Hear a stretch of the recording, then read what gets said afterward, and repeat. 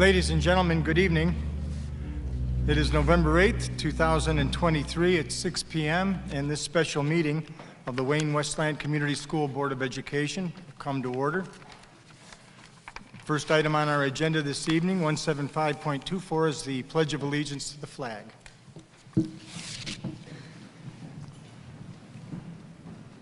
I pledge allegiance to the flag of the United States of America and to the republic for which it stands, one nation, under God, indivisible, with liberty and justice for all. Good evening, Ms. Hines. Will you call the roll, please?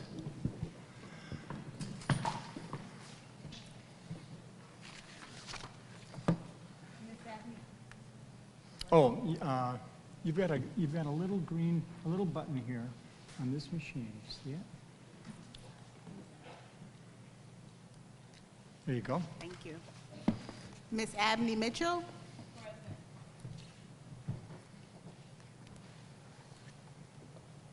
Dr. Weaver? Present.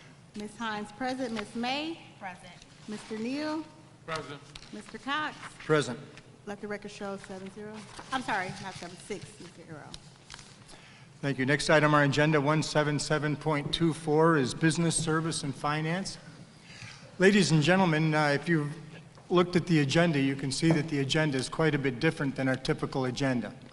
Tonight's meeting is designed to give you information and also answer your questions.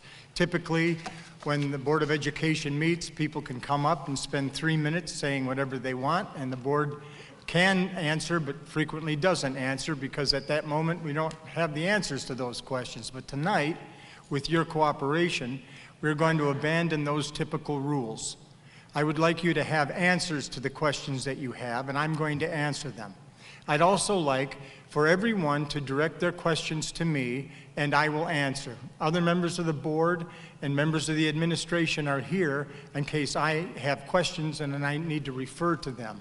But this conversation is going to be between you and I, and I'm going to ask your cooperation because everybody needs to be heard, and we'd like everyone to have an opportunity. So let me begin with where we're at, and I'll start with how we got there. And I've spent a lot of time thinking about exactly where I should begin this story, so I'm going to begin with the beginning with me, which is when I became president of the board.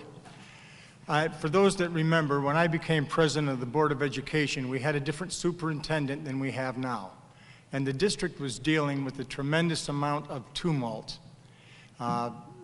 This tumult created an environment where the school district lost quite a few very talented people. Among them were teachers, administrators, and members of our finance team that had been our finance team for many years. At about the same time, I received a telephone call. This is probably in February or March of the first year I became board president. I received a telephone call from someone who who had retired from Plant Moran. And I knew when I was a Westland City Councilman. And this is the first time I've told anybody outside of the board what happened during that telephone conversation, but I was told, Dave, we're very concerned about the finances at the school district.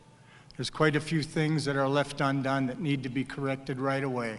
And very much unlike Plant Moran to meet privately with the board president to say these things, so it indicated to me we had a serious problem. In that finance department, we had support people who had taken up the mantra in the absence of our finance people, and quite frankly, they were doing a wonderful job. They went through and cleaned up all of the problems in the budget. I even received a telephone call from the vice president at Plant Moran stating how happy they were with this financial officer and the work that was being done. As you know, when COVID hit, we were without a superintendent. At that time, Jill Simmons was our interim superintendent. And during COVID, we actually hired Dr. Dignan. Once Dr. Dignan came into the district, by the time he came into the district, things in finance were coming around. It was a great concern to me, as you can imagine, but things were getting done that Plant Moran had asked for several years to get done. And so when Dr. Dignan, earlier this year, in April or May, I think, started receiving calls from other school districts asking about our chief financial officer, of course, Dr. Dignan knew that this chief financial officer was probably looking for another home. And sure enough, just before the audit was to begin in June, this person left our employment. And I'll tell you quite frankly, I was very sorry to see this person go. She had an exceptional relationship with the people at Plant Moran.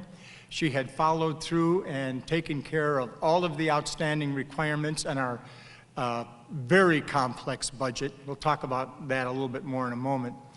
And so when just before she left, I called her and I told her how much I appreciated the fact that she had taken control of the department and answered all of the audit firm's problems satisfactorily, and she was going to be missed. Of course, in the school district, we have very many people come and go. The school district is famous for creating quality people, and they always find jobs somewhere else. And you want them to do well. You want them to explore their opportunities. But still, I was sorry to see her go. Just a few weeks later, I got a call from Dr. Dignan, who said that there was quite a serious problem in our budget. And it was explained to me that the state of Michigan provides the school district with monies towards employee retirement. In this case, the amount of the monies was in the neighborhood of $8.2 million. And it was designed to be received by the school district and then immediately transferred into the accounts that it was held in order to pay retirement benefits. It's called a pass-through. It simply was going through our books, so we knew that it was paid, so we knew that it came in. And what happened was the money was received and it was directed where it was supposed to go, but it was never deducted from our bank account.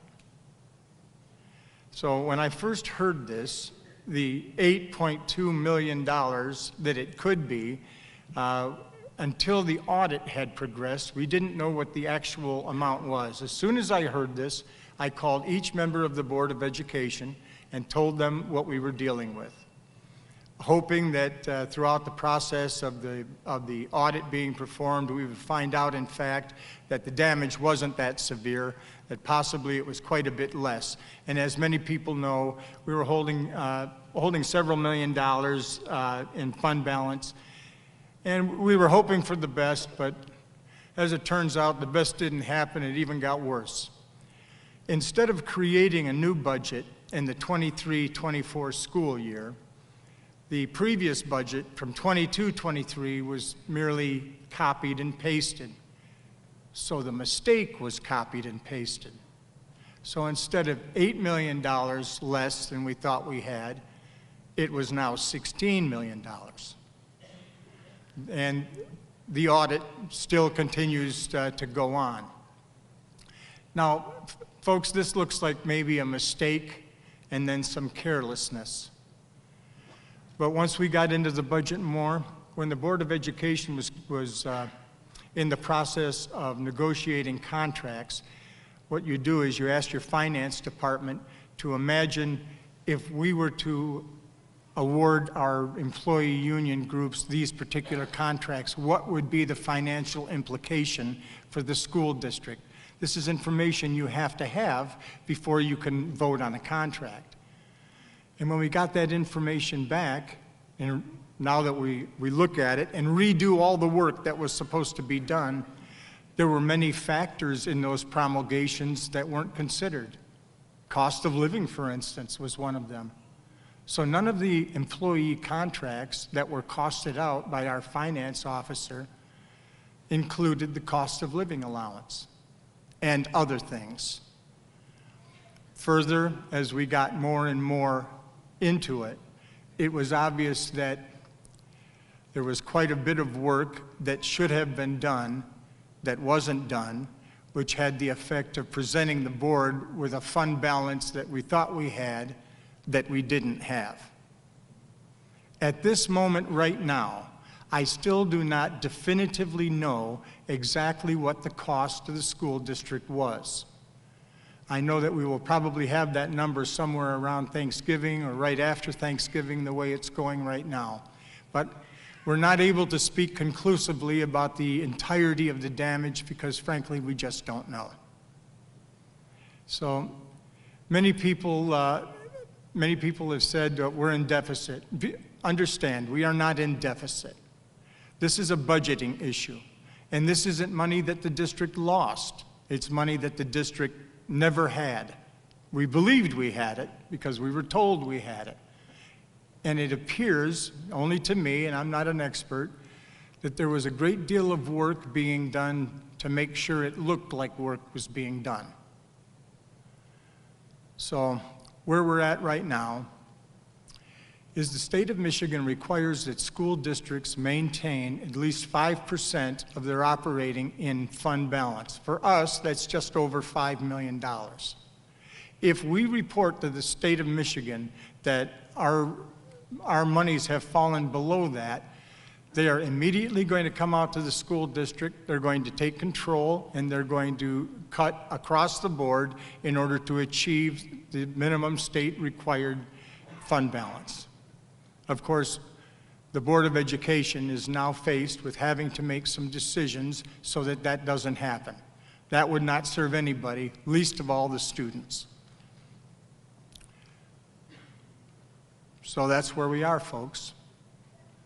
At this moment right now, we don't know exactly where we are, but we know that we've got a tremendous problem that has to be addressed. Now, there's been a lot of misinformation about what the school district's going to do because we don't know exactly what the extent of the damage is. We haven't decided what to do. We have some ideas, and you're welcome to come up today and to ask questions and to get answers. Unlike any other meeting in the past, I'll tell you just what I know, what I think, what I've heard. I'll tell you everything that you want to know, including if you want me to go on with this story or more information. Does anybody like to come up and ask a question or make a statement? Please. And please, we're going to have to do this a little bit informal. So come up. It's not a 3-minute. We're going to answer questions until all your questions have been answered the best we can. Has everybody filled out a document? Then just if you've already filled one out, and we have it, just come on up and use the microphone and ask me what question you want to ask me.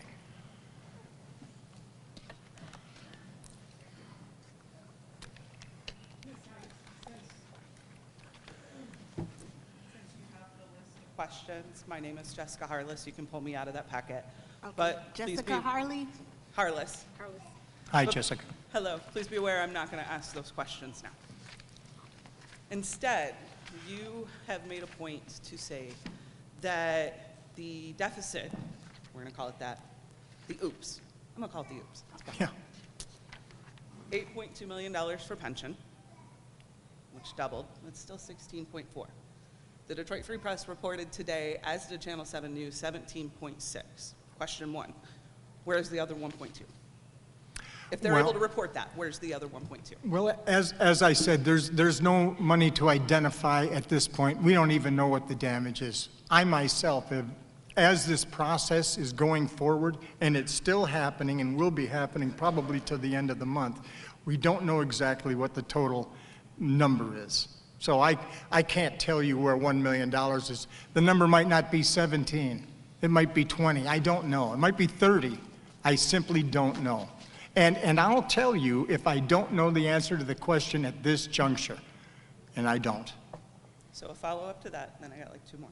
I can't Try hear you. not to hold this up. I have a follow-up to that. If we're not sure that that number's 17.6, it could be higher. Where did the Free Press and other news outlets get that number? I'm sorry, I'm not hearing. Could you pull the microphone a little closer? Oh, I'll just talk louder into it.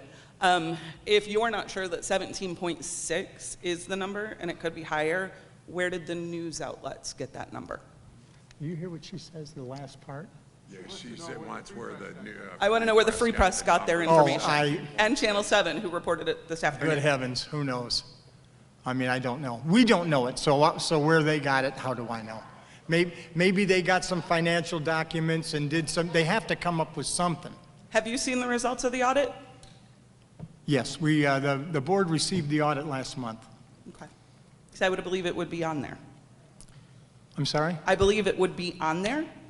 Okay. So- As I say, I can't answer all of the financial questions. And you're just going to have to accept this at this point because I can't pull an answer that I don't know. I have But one that you- we are going to know, and we'll tell you more when we know. I have one you may know the answer to. You guys have, and you, I'm not going to put any of the rest of you on this table Yeah, right please just talk to me. You had said that a lot of the discrepancies was done by somebody who's no longer with the district. So, in the end, who sees those final numbers before they get published, before they get released to the schools, the teachers, the programs? Who puts their final seal of approval on those numbers? You mean who receives the audit? No, who receives the final budget, the one that was copy and pasted and sent out to the schools? That had to be approved before it went out to the district. Who's Well- responsible for reviewing those final numbers? Is it not the 7 of you? Well, no. The budget, think of it like a checkbook. The budget overall is like a checkbook with... Sir, I'm a CPA, I understand in a checkbook. Okay, but... I'm asking who has the final approval. Okay. Is it not you at this table? Do you guys not have to have a meeting in notes that are published and public to put the final seal of approval on the budget? Yes or no? Yes, the board receives the budget, but the board aren't CPAs. We have a chief financial officer in our school district that maintains our books, and those books are reviewed by Plant Moran. And Plant Moran does an audit once a year to make certain that our budget is properly promulgated and meets all state requirements. And once they've completed the budget, they forward it to the board, and the board receives the budget. Now, does the board go through the 30,000 different accounts in our school district and make sure that all of the COLAs were added? And no, we don't, frankly. Then why do you sign off on it? Well, We teach our students, correct me if I'm wrong, we teach our students in our classes to read the contract, read the paper, know what you've got before you sign it. My daughter was a student, she graduated here, she spent 25 minutes reading a scholarship contract before she'd sign it, much to the disappointment of her instructor, because it was 25 minutes he didn't have. But she wasn't signing it until she read it. So how are you stamping a budget if you don't understand it and you're not reading it? okay, I'll try to explain this the best I can. I'm not a CPA, but I'll try to explain this the best I can. Let's say you're in need of a CPA, and you go to a CPA firm, and you hire a CPA. And you are not yourself a CPA, so you're depending upon this professional to conduct themselves professionally and do all the things that need to be done. When they get done, let's say it's your tax return. They show you your tax return and they explain it, and you end up signing it and sending it in. Without being a CPA, how do you know that the CPA did the job a CPA is supposed to do? If you go to a doctor and you find out that you need an operation, and that doctor performs the operation, you believe the doctor is going to conduct the operation in the way that a prudent medical professional would. But what if they don't? When you hire a professional to do something, an attorney, a CPA, an insurance agent, you expect these people to do the professionally prudent thing in their job. And if they don't, and by the way, this is a very good question. If you've ever been on a tandem bicycle and looked behind you and you saw the person behind you doing this, but they weren't moving their legs, they were just making it look like they were moving their legs, a professional in a job that wants to make it look like they're doing their job can be very effective without actually doing it. So who are you pushing the blame on? Plant Moran or... On who did it? The I chief would- financial officer who did it is who gets the blame. Have you Now, invited that chief financial now, officer to this meeting to defend themselves? Everybody, it's a public meeting. Everybody is defending, and I'm not interested. tell them that you were going No, I to tell know. them that this was their mistake in a public forum? Because you knew you were going to make that speech today. Oh, I'm Did certain. you make it aware to them that you were going to proverbially throw them under the bus, to give them an opportunity to come up here? No, and tell them what they have all happened? kinds of opportunity to answer, just like I didn't call you and invite you to the meeting, but you're still here. I would have She happily come. she certainly would know that this is going on. And with respect to us being the responsible part, certainly we're the responsible parties. Here we are. Then take That doesn't- responsibility. We are. By virtue of this meeting, we're taking responsibility. No, you're blaming a chief financial officer. Here's what I want to know. I've been with the district as a parent for 15 years. This is now the third time that this has happened. And you actually have been on the board the entire time. This is the third. What I want to know is, what are you guys going to do to prevent it in the future? Another very excellent question. I can tell you that before we experienced turmoil, the finance department always had two people in it, both of whom were very learned and kind of acted as they had separated duties, but they worked together. And I don't know for sure because, you know, when you're a member of the board, you're not in the finance office overseeing things you don't have any expertise at. But, well, let me answer your question. I'm not hiding from your questions. Let me answer it. Both of those people were very good at what they did.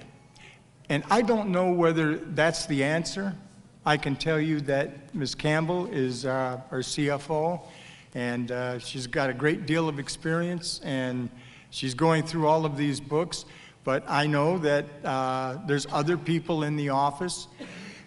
But the reality is, if a professional person, knowing what job needs to be done, chooses not to do that job, but make it look like they're doing that job, until there's some audit or some way to find out about it, how do you know? How do you know if your attorney is doing what the attorney should be doing?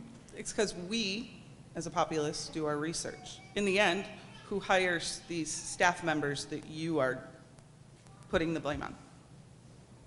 Who hires them? The previous superintendent, she was hired during the previous superintendent's term. Ms. and May, I'd love to know your answer, because that look was not one of, That was not what? you gave a look. I'd love to know what the look was for. Well, what look was for? I thought I recognized this fellow standing here is all. Oh, no, I was talking to Ms. May up at the top. It's okay. Ma'am, I asked you when we first started this, I'll answer every question you have to the best of my ability, but please direct your questions to me. This But will why be can't I hear from the other this people will at the be table? because it'll be a free-for-all, that's why. I just wanted to know why she gave the look that Well, she you're did not to going your to find answer. that out tonight. You're going to ask me how I feel, and I'll tell you. But I'll answer in her emails, and I'll ask in her order that. for us to get through this meeting to the best of our ability and give you the information, there's a lot more to talk about. Oh, there is, and I'm going to lead it off for what I think everybody behind there is going to do. How many teachers is this district expecting to lose as part of your corrections? Outside of the ones who have already resigned starting today. So the question is, how many instructional people are going to be caught up in this? I don't know if you were at the, a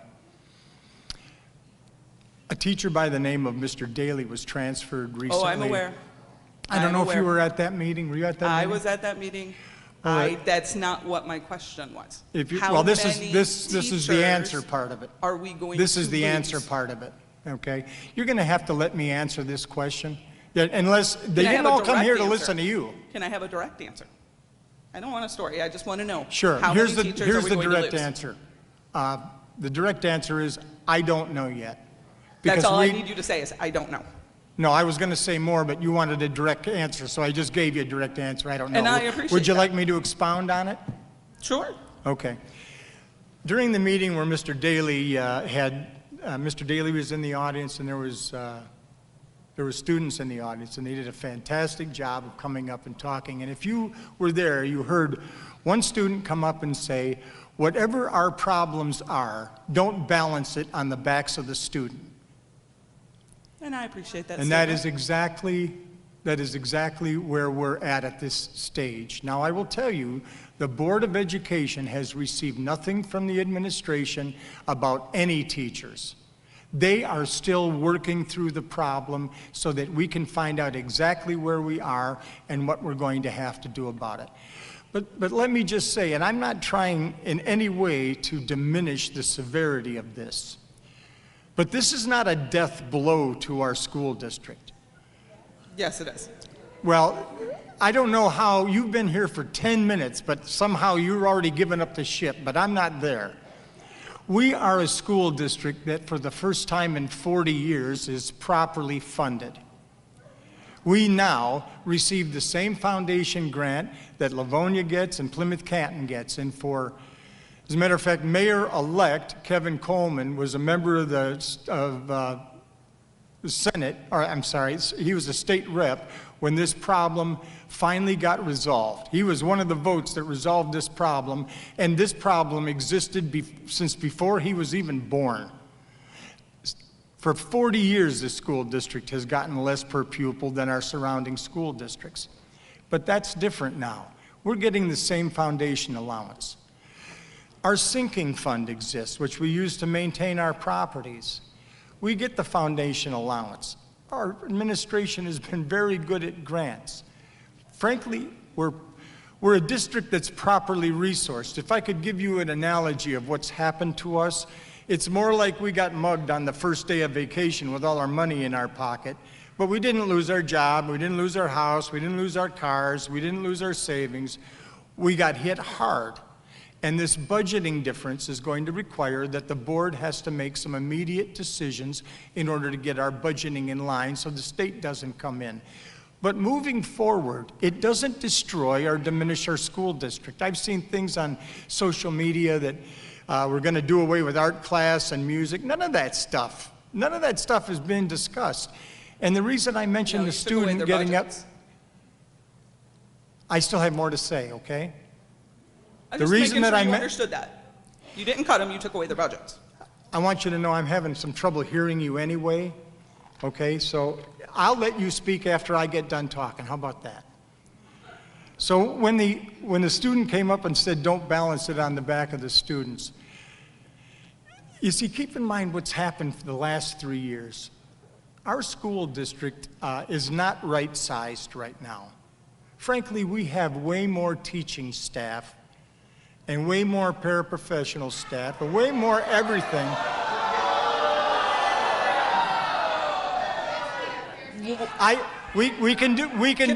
Can I ask a question to that statement right there before you do anything else? To that statement. I have to know. This is for me. It's not for the crowd behind me. What is an acceptable class size that you guys are of, and I'm not going to, sorry, everybody on this side. Let me focus right here. What is an acceptable class size for you to say that we have an over excess of paraprofessionals and teachers? I want you to understand, this is going to be a straightforward conversation. There's no politicking here. I'm not worried. This has nothing to do with it. This is I literally can't my speak question when as you're a parent. talking. Okay. Tell them what you want to tell them. And then when you get done, I'll answer. My question was for you, as a parent. But you gotta what quit- do you feel is you an gotta quit- acceptable class size Frankly- to justify frankly- saying we have an excess of teachers? Frankly, I like it where it is. And I've always liked it where it is. And I knew before Dr. Dignan got to this school district that we were still staffed like a school district that was teaching 17,000 kids, but we have less than 10. But frankly, I liked it. I like when a teacher is sitting in a class and only got 12 pupils.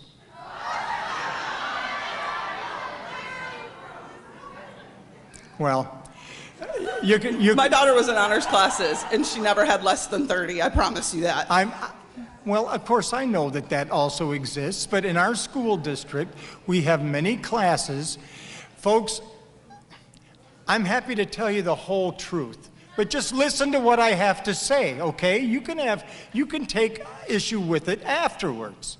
What I'm saying to you is coming into COVID, we knew that our class sizes were not at 29 and 30.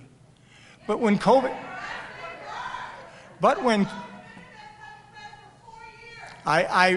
I want you to know I'm a little bit hard of hearing, and I really am trying to hear. If you want to say something, come up to the mic. You could say anything you want, and I'll be happy to answer you, okay? As I said, I like it where it is. We were of a mind to handle it through the natural attrition that occurs in the school district. We knew that there were more people here than the students that we had. But we were going through COVID, and everybody was working double duty, and we were trying to have a virtual program and an in-class program. And frankly, we had the money. If we had the money, we'd rather have it just like it is. We want the students to have the teacher's attention. Ideally, that's what we want. But what I'm saying to you today is we have an issue, and it's going to require us to take some serious action. Now, you're talking about teachers. I wasn't talking about teachers. I haven't said teachers one time. I don't want it to include teachers. That doesn't mean that we're a right-sized district, students to staff, because we're not. We're staff heavy. We're happy about it. We've liked it. We obviously didn't try to change it. But now the circumstances changed, and what I'm saying to you is these are things we're looking at. We're looking last at anything that affects the kids.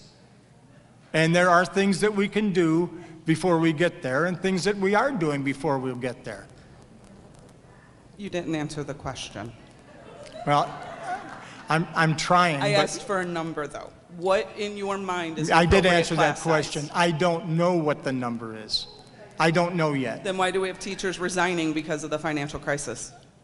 And don't say we I don't, don't- because I've got a what resignation financial- letter right there. What financial crisis do they know about that I don't know about? You say if they're a properly funded school district, we can do these things. Clearly, we're not properly funded because somewhere there's a hole. Now, whether it was a human error or something more evil Well, and vicious, It so wasn't. be it. But It wasn't an error. Not in my view. An error. The $8 million. 17.6.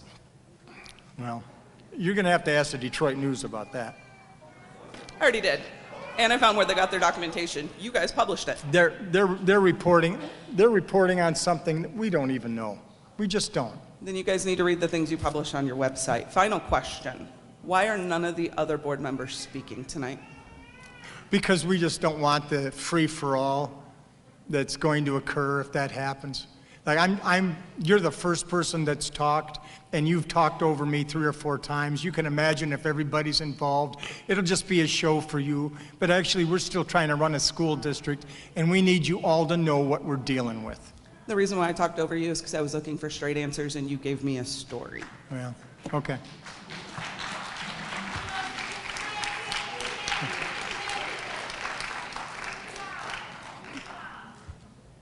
Hi, my name is Kevin Markey, and I'm a Spanish teacher at John Glenn High School. Hi, I'm Kevin. going to touch on a few things, and you have mentioned a few things, so I'll try and add to what you've said about certain things. And there's some questions in here, but maybe we can just kind of think through those. So I wrote this all out, so I'm just going to go ahead and read that so I keep on my task here. Unfortunately, my speech today will not be as fun as my senior honors night speeches the last couple of years. I've come here today to address the school board, the administration, and most importantly, the families and community of Wayne Westland Schools. This community was rocked at the last open school board meeting on October 23rd when they realized that some illogical transfers of teachers were once again being made in our district. Gratefully, we were all there to speak out against those transfers because it happened to also be the night that the audited budget was presented to the board, the administration, and most importantly, the families and the community of Wayne Westland Schools. The audit showed the community that our elected board members who are responsible for hiring our superintendent, who in turn is responsible for hiring his administrators, who in turn hired all the additional administrators, all missed it. Nobody caught that. The overspending of at least $32 million. As a representative of the teachers' negotiating team, I want to assure the community that none of the contracts with any of the MEA, Michigan Educational Association union groups in Wayne Westland caused the current situation that the district is in. Not one single contract is responsible for that. In fact,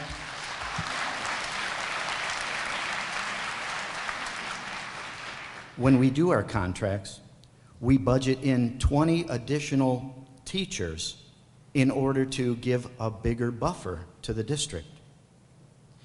And in fact, after each of these contracts, the last 3, we have had large general fund balances that keep on increasing. You mentioned that we didn't take into account the cost of living built into these contracts. To my knowledge, none of these contracts have any money listed as cost of living additions. We did not negotiate an automatic cost of living addition in these contracts, so that could not be part of the shortfall. Now, a few contracts ago, we were faced with retaining and attracting staff here in Wayne Westland in all of these groups. Working with the administration in negotiations that year, we increased salaries after years of no increases, freezes, and in fact, large percentage cuts. These salary increases made it so we did not have to worry about 130 teachers or more leaving our district, as happened each of the 2 previous years. Working with the district, we agreed on a 1-year contract because the district had concerns about fund balance levels if we went more than 1 year, even though our MEA team's figures showed it would not be a problem. As our negotiation team said it would, the general fund balance increased. The contract before the current contract and our current contract were also well under control because the general fund continued to grow as the district helped to bring salaries in all of the MEA contracts up to par with surrounding districts. We retained our staff and actually started attracting teachers and educational support staff from those surrounding districts that had previously called members up on the phone just out of the blue and said, "Hey, you want to come work for us? We'll give you this." And they left. The general fund continued to grow, as our union knew it would, thanks to major increases by our current state government. Governor Whitmer and the current legislature have repeatedly voted for a state budget that provides more and more money for school districts. Wayne Westland is one of the fortunate districts that receives some of the highest increases in the state. We knew this would be the case, and yet we did not ask for excessive amounts in any of the MEA union contracts here in the district. Now, in our minds, there was no possible way for our general fund balance to go down with all these increases. We followed the school board's mandated negotiation parameters that were given to the district negotiating team. The general fund balance must remain higher than 15% fund equity. We were so confident, we even connected a 1% increase based on the fund balance staying above 15% for the 2023-2024 year of our contract, this current year. After all, we were at 24% fund equity at the time. They would have to spend over $12 million for that to happen from the general fund. Well, somehow the district spent $18 million from the general fund. They spent the general fund money along with the additional state budgeted increases. They spent over $30 million of COVID money, also known as ESSER funds, along with that $18 million from the general fund and the additional state budgeted increases. That was seen in the audit presentation where we went from spending $116 million to $153 million in a year. That seems impossible for any group to be able to do in the span of a year and a half. I myself, you mentioned checkbooks, I myself balance my checkbook every 2 weeks when I receive my paycheck, and I keep a close watch over my family's general fund balance. I know when I can afford to put new tires on a credit card with no interest because I closely monitor the fund balance every 2 weeks. I knew 2 weeks ago that I have to wait to pay off the carpet before I take more expenses on, so I did not buy my tires.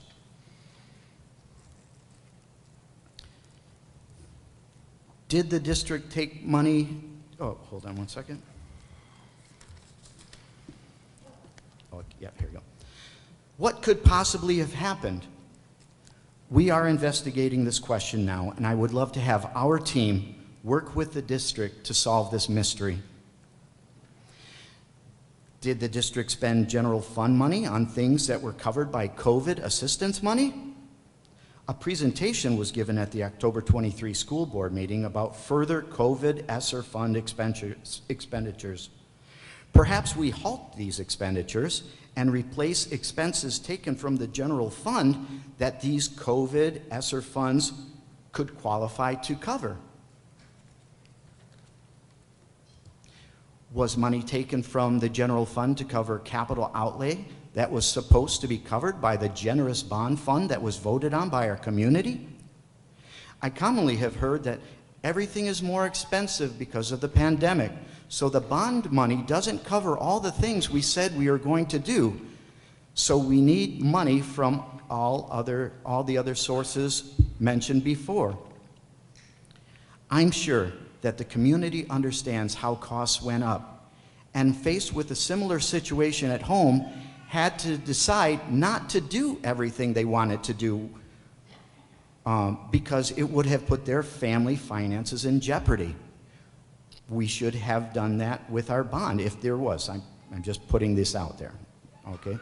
The community would understand that things no longer fit into the bond money budget and would not want our district to overspend. I'm certain of it. There are other ideas that we could share that come to mind. Too many new programs, too many new assistants, too many special projects.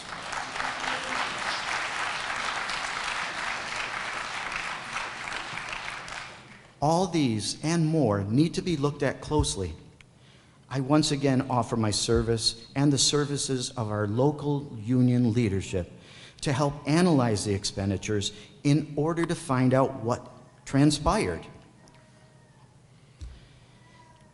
As a 32-year teacher in the district and almost 20-year contract negotiator, the audit announcement at the last open board meeting was crushing to me.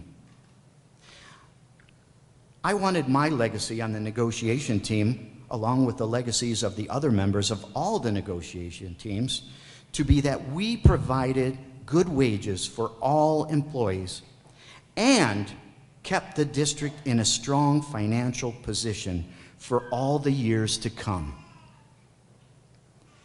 Administration, school board, it seems it was overspent. You spent my legacy. You spent our legacy. Please, let our leadership help. We've shown you that our decision-making in negotiations has always had the best interest of the district at heart. Please utilize our knowledge to help you solve this.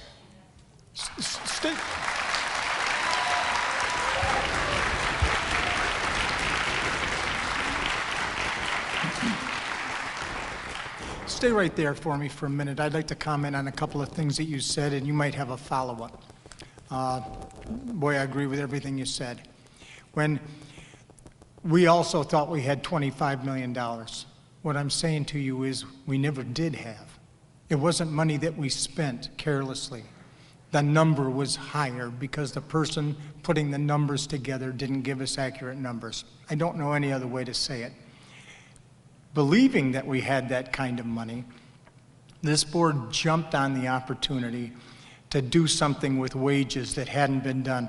Like the lady said before you spoke, I've been here a long time, and it's always been a financial crunch, and it's always been because 91% of the money the school district takes in goes out in employee benefits and payroll. I mean, that 91%. So if you're wondering where we're overspending, 91% of the money we get goes to employees. And we were eager to do it. We want our people to be at least in the middle of Wayne County. In fact, we'd like to improve upon that. And this language that you're talking about, keep in mind, you were only one half of that. We were the other half, and we proved it. We wanted that. We'd like to continue this. Yeah, and I gave you guys credit for working with us to get the wages up. And in terms of, would you be involved with this? Absolutely. You can see anything I can see. You could call me on the telephone and I'll answer any question you have. Absolutely. This is your career. I understand that students are our mission here, but this is your career. And you've spent your whole life here, and I know how involved you are. And we want you to know that we're treating you fairly. And if it was 2 months ago, before any of this happened, I think that you would tell your friends that you are being treated fairly and that the school district does recognize the contribution. I mean, you know these things as well as I do. The money wasn't overspent. And to answer some of the things you're talking about, some of these expenditures that were made with ESSER money, as you said, at the meeting of the 23rd, what he's referring to is the meeting of the 23rd. We went out, we received our money on the bond, and by the time the bond money all came back and the projects were ready to start being done, the costs of construction had risen so much that we were now in a position where we weren't going to be able to do the things that we told the citizens we would do with the bond money. And this is critical because when you ask the citizens to support a bond, you have to do everything just like you say you're going to do it. And citizens aren't interested in, they're not going to get air conditioning at this school because guess what? The price of construction is up 35% and the money just doesn't exist anymore. So on the 23rd, what you saw is we were taking some of this ESSER money, some of this one-time COVID money, and we were supporting these final bond projects in order to complete all the projects. But this circumstance has resulted in exactly what you're suggesting. We have had to hold off on that. Those expenditures that were approved by the board that night, the very next day I got a call from the superintendent. And he said, we better stop and we better pull this ESSER money and set it aside and not do these expenditures, and that's what we've done. And when I said that there are things that the Board of Education can do short of taking teachers out of the classroom. All of these new programs that you see in the district, you know, we spent 40 years not even being able to buy new curriculum. 6 years ago, I walked into a district and teachers have got a curriculum they basically pulled off the internet over the years and kind of assembled it on their own in order to keep up for their students. We just didn't have the funds to do it. But as you know, when a school district receives monies, those monies come with a caveat, a reporting caveat, but also you have to spend them on exactly what they've given you the money to spend it on. I can tell you that a board member that sits on the finance committee made a phone call to me regarding these trailers that we purchased for band. We purchased some trailers with this money. And the question was, well, you know, could we afford to buy this? Well, we bought the trailers because before the trailers, we have to rent trucks which come with the driver. It doesn't even work for a school district that we have to pay to transport this equipment around. And again, these funds are slated for certain things, and we can only spend it on that. So I wanted to cover that. Do you have anything else based on what I've said? Because I don't disagree with anything that you've said. That's exactly what happened. You saw a Board of Education that was trying to work with its employee groups and recognize that it's time for you to get a raise. I mean, past time. We were thrilled to do it. but we were doing it based upon financial data we received from a CFO that wasn't accurate. We didn't have the fund balance we thought, and the cost projections weren't accurate either. So that's what we're dealing with. All right, so when you mentioned that we had $25 million and we didn't know that we didn't have that, that was a previous year. Plant Moran did not catch that year, the $8 million pass-through? If it was actually in... Good question. No. Plant Moran will tell, that's a great question. How is it that our auditor didn't know this? Because our auditor would have had to go in and dissect each individual account for accuracy.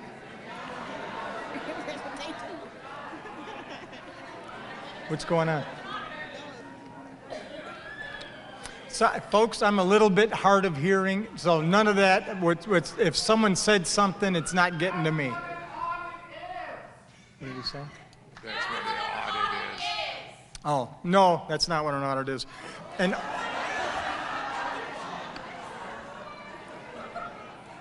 what the audit, folks, I'll stay here as long as you want me to, but we can't all talk at the same time.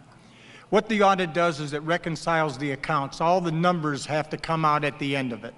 But the auditor does not go in and redo the job of the chief financial officer for accuracy. They only look at the balances, and that is what triggered us to know something's wrong, because the numbers weren't adding up. We don't have this money, we think. So where is it? And when we worked our... Sir, when you're ready, you could come up here and talk, but I don't want to...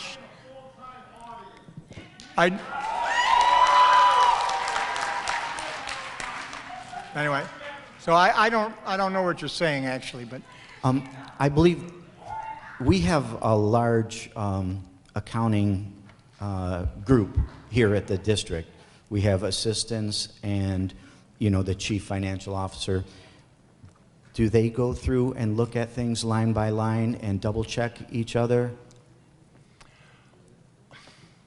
Well, I don't know. I have to say, would that be a good idea? I have to say that something didn't happen right, because we're sitting on a big old giant problem, and I can't yet determine exactly what it was. At first I imagined, well, it's a mistake. Someone just made an error.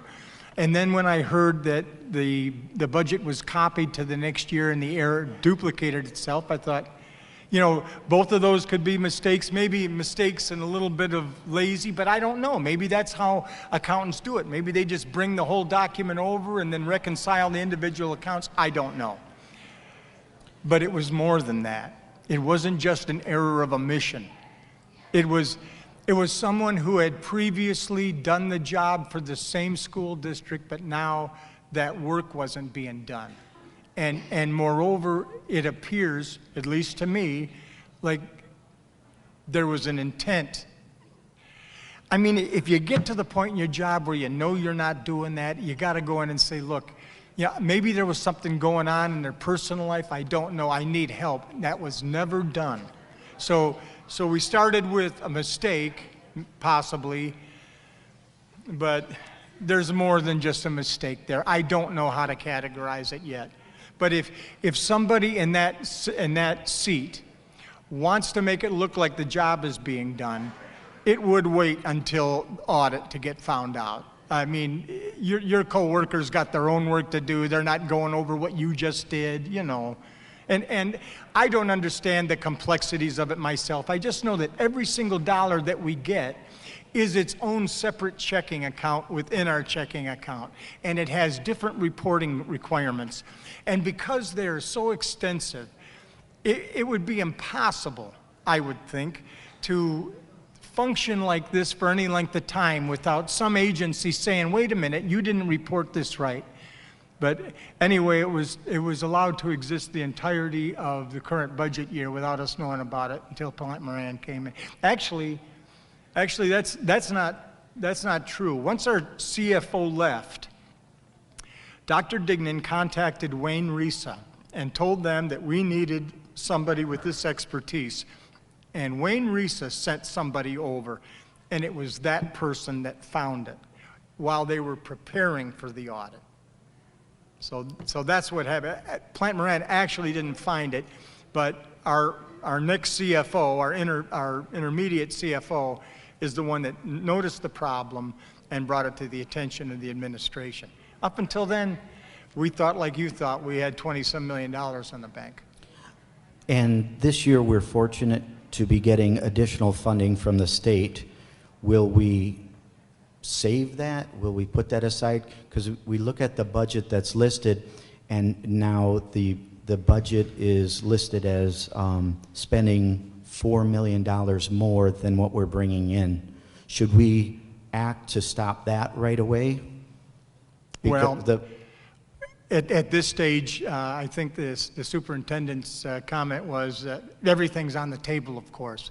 But what I was trying to say earlier is everything's on the table, but those students got up, and one of the things they said is, don't balance this on the students, and that's my mantra. You know, as you say, we have been awash in money these last couple of years. First of all, the ESSER money you're talking about, a tremendous amount of one-time money. But this administration has gotten over $14 million in grants. And a lot of these things we're spending money on are these things, I mean, that's a lot of money. So I've been sitting and watching this budget for years and years, and you're saying, well, shouldn't you have noticed when it went from $5 to $30 million? Well, money is flying in from everywhere for about 18 months. It's coming in from grants, it's coming in from the state, the federal government. So when you start looking at that, it's hard to track that year after year because we've never had a circumstance like this. And like you say, the state's even talking about more. So I really think our accounting department should be able to keep track of that. And when it comes in, I'm sorry, I didn't hear what you said. I couldn't hear what you said. I really think that our accounting department should be able to keep track of all the money that comes in because it is ever so important. I wouldn't want the state to say, oh, we gave Wayne Westland all this money, and they just spend it without keeping track of it. You know what I mean? I've explained the circumstance here to you today. Has anybody ever betrayed you? I mean,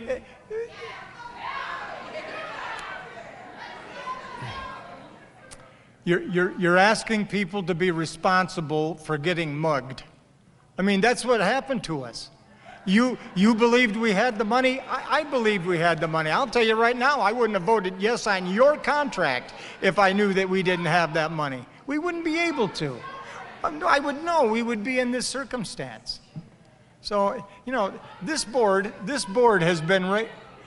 I'm sorry, I can't hear you. If you're trying to say that for the other people, fine, but I don't know what you're saying, just so you know. So I don't know. Well, thank you for your time. I'll let somebody else come up. Sure. And the offer still stands. We want to help and figure this out.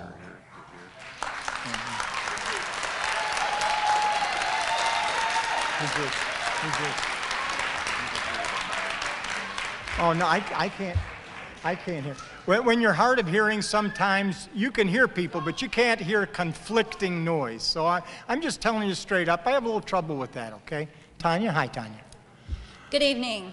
Tanya Karpinski. I am the UNISERV Director with the Michigan Education Association.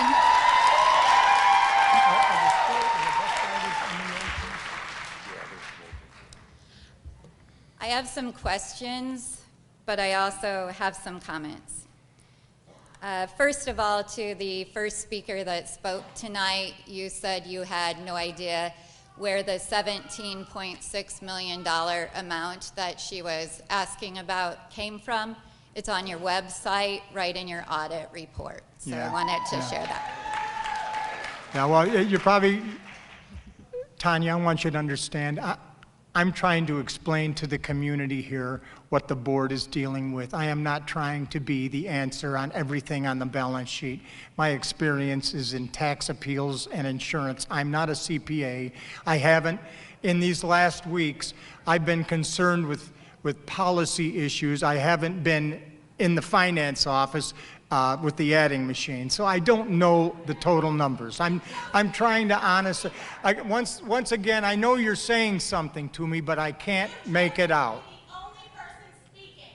Yeah. Or you should speak towards the issues, or you should have your finance people sitting here. Thank you for your comments. I was just sharing where that came from because you said you didn't know. So in regards to that, one of the other comments you made at the October 23rd meeting when you had your closing comments as members of the board, Kevin Markey had spoke at that board meeting as well with the disappointment of the fund balance going below the board's parameters of 15% and how you allowed that spending to occur. And you said in your closing comments, President Cox, that you spent the money. We spent the money was your comment. So in light of that, and in light of the Michigan law that states a Board of Education has the ultimate responsibility for school district operations, controlling the expenditures and receipts of school funds is listed as one of the top bullet points that you are responsible for as a board. Given what has just happened, how our district can expect to remain financially solvent long-term when this unilateral increase of expenditures just occurred in 1 year of 28.2% is quite an ask of anyone to have confidence that this is going to be remedied with no real answers. So some of the questions that I have in regards to that, and one of the things Kevin just stated, your total revenue in your budget already for the upcoming year is $141,719,000. You've put that your total expenditure is $145,839,000. So you are planning to spend $4 million more than you're receiving in revenue. You started this meeting by saying we can't go below a 5% or the state immediately comes in and takes over. By budgeting a $4 million increase in expenditures over revenue, that takes your general fund balance as a percent of expenditures down to 3.5%. So I'm not sure what the plan is, but to say we don't know the numbers, you've already produced a new budget that had to be in, and you've produced it to decrease your fund balance yet again below the parameters that you say cannot happen. You also, for some information, additional services were provided by increasing funding general administration by 30.7% in 1 year. 30.7%. I don't know what services were received by that increase to the general administration, but that was the increase. You also increased funding school administration in fiscal year 2022 to 2023, that was just audited, by 23.5%. You had a 169.3% increase to your central support services between fiscal year 2022's budget and the fiscal year 2024 budget, from $2.9 million to $7.9 million in 2 years, 169.3%. Given the large financial deficit, I'm not sure that increasing the athletic budget by 39.3% in one fiscal year is financially responsible as well. These expenditures need to be corrected. One of the things that you have the ability to do is currently you have $26.6 million in ESSER 3 funds. That has to be spent by September of 2024. This is not a rainy day fund, this is a monsoon. And you need to take that $26.4 million and you need to plug this expenditure hole that has been created by the spending of money. And I don't believe, even though the comment was made that the previous financial manager is responsible for this, the previous financial manager didn't spend the money. Your comment was, you spend the money. Actually, that wasn't my comment, and it was, we approve the money. All of the money that is spent in this school district can't be spent by the administration unless they get a vote of yes by the board. That's what I was referring to. And just to make certain that you're clear, I don't know if you're clear on this, it wasn't a matter of spending the money. It was a matter of not having the money we believed we had. If the budget came out and showed us a fund balance that we believed we had, now mind you, this budget that you saw on the 23rd, that's what the books fixed. Okay, that shows a $3 million balance with the books fixed. Before that, we were sitting on all kinds of money. We had taken in more money than we were spending. The very contract that you negotiated on behalf of your membership was based upon the money we believed was there, and it just wasn't, is what I'm saying. So it wasn't a matter of overspending money. It was a matter of being told we had money that we really didn't have. You had you budgeted in fiscal year 2022 $102 million. Your actual budget came in at 116. Excuse me, 111 and 115. I was looking at your revenues. Then you turned around and budgeted 120 million in expenditures, and you actually spent 148 million. As I said, you are tasked as the Board of Education with the ultimate responsibility for district operations, which include the control of the expenditure and receipt of school funds. There needs to be oversight. And right now, I think what you are hearing is the frustrations and the concern and the lack of confidence in this ability of those of you that are remaining that allowed this to happen under the people you hire, as well as including your audit, to occur, to spend money you didn't have. Yeah, right. I don't know what to say about that, Tanya. I mean, we thought we had first of all, we thought we had $8 million we didn't have, and we settled contracts on it, and it's not there. It's not that we had Your $8 million would have taken you from 115 in expenditures to 123. So to continue to say it's on contracts, you spent 148. You still spent 25 million more than that 8 million you keep referring to.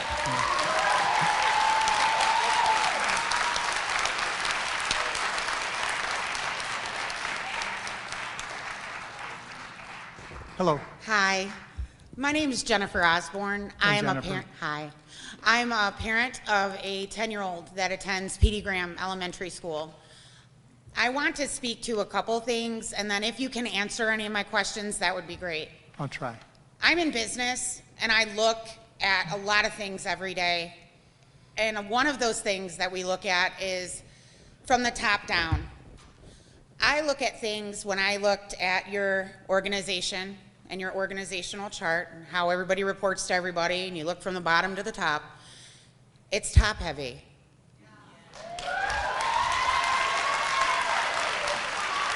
My biggest concern, and I know I share this with all of my parent friends, my PTA members, my PTA board members, PTO, and teachers, why would the first line and first answer, the money's gone, okay? It wasn't there, it was there, it wasn't there. I get it, okay? It's gonna be a hard question to answer, and one of these days somebody's going to have to answer for it. But what's going to happen now is you say the state could come in and they're just going to start cutting things. Well, there's decisions that have to be made and plans that have to be made, and I understand that. What I don't understand, you say you don't want it to be on the backs of the children. If you take away teachers, if you cut bus systems, if you remove programs, decide not to upgrade a school, all of these things impact those students, and it puts it on the backs of the students. My question to you is, before any of those cuts or trimmings or however you guys want to say it, can you please look around at the top first, or go spend time in the 29 student classrooms that have been set up because we've had to move teachers and we had 19 students in a 5th grade class, 3 classes, and now there's 29 in one class and 30 in another, and it puts so much more on the teachers, and they try so hard and they work so hard for us as parents, and I want something from you guys. I'm sorry, I'm not trying to for everybody, but you're doing I fine. want something from you guys to tell me as a parent of a child that will continue to go to school here, because I grew up in Westland. I've been in Westland for 48 years. And I'll tell you, I want something from you that's gonna say, you know what? You're right. We're gonna look at the top first. We're gonna take into consideration all of the hard work of the teachers and the students and the aid that we give those students. And I know you said that, we are top heavy with our teachers.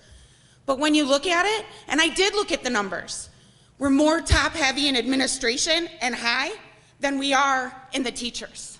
Yeah. That's the one thing I ask. We know. But we liked Let him finish. We liked it to be that way because we have numerous initiatives underway, as you know. And we wish You guys, we have to let him finish or we won't hear an answer. And I want to try to get an answer today. when the superintendent said right after this happened, everything's on the table, he also meant what you're talking about. But there are other things out there. The gentleman that spoke earlier talked about ESSER money. Well, the truth is we have a lot of ESSER money. And what he suggested we do is exactly what we're looking at. And we'd like to be able to balance everything on the back of ESSER money, but 91% of what we spend in this school district goes to people. So it's going to have to be balanced to some degree on that. What we want to do is we want to start somewhere other than the classroom. Please. So by necessity, what you're talking about is right there. And frankly, we've had honest conversations about that. But let's be clear, that's not going to solve the whole problem. We're going to have to come up with some other answers in order to do that. And we have options, frankly, and I am willing to talk openly tonight, right now, about everything that we're thinking about. And we appreciate that. And what we you want are the hearing is last people to frustration. get affected by this to be the kids. We want the absolute, and by necessity, that means they're teachers. But I love you, teachers, but I'm here for the kids. But if you take the teachers, right?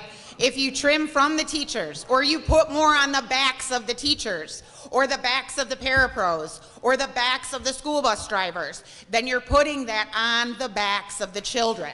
Absolutely right. Absolutely if- right. So then the issue is, if that's true, how do we do this then? We I look okay. at the top.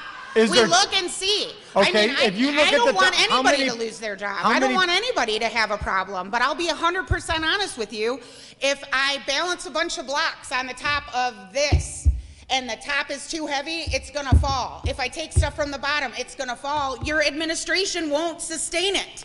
So clean it up here, and then it'll flow like a nice triangle. Well, Ideally, right? All I right. mean, I'm not trying to be funny. No, you're I'm not. being You're not. honest. No, you're being As a very parent, I'm productive concerned. that's exactly where we're at. That's exactly where we're at. And I don't want those decisions. We see the same thing you see, okay? And we don't want to balance any of this on the back of the kids. But as I say, it's got to come from somewhere. So the question is, where's it going to come from? Top. From the top, Well, unfortunately. we don't have $30 million I in know. payroll on the top. No, not $30 million in payroll. But it's a start if you look at it that way. All That's right. all I'm And- saying. and we Thank are. you very much And for we your are. time. Yes.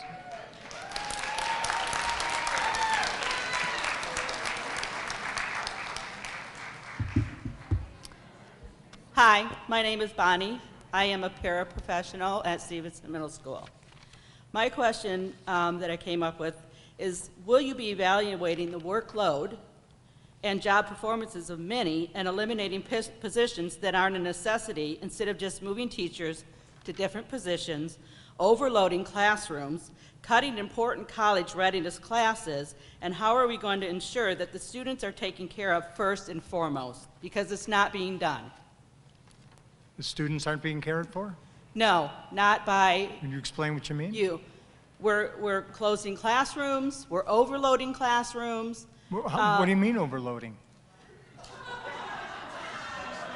Tell me what you mean. Overloading. Well, how You took many- a teacher from Stevenson today, moved him to a math class that was a teacher left, and didn't replace that teacher. Instead, you took the kids and split them into the other sixth grade classrooms.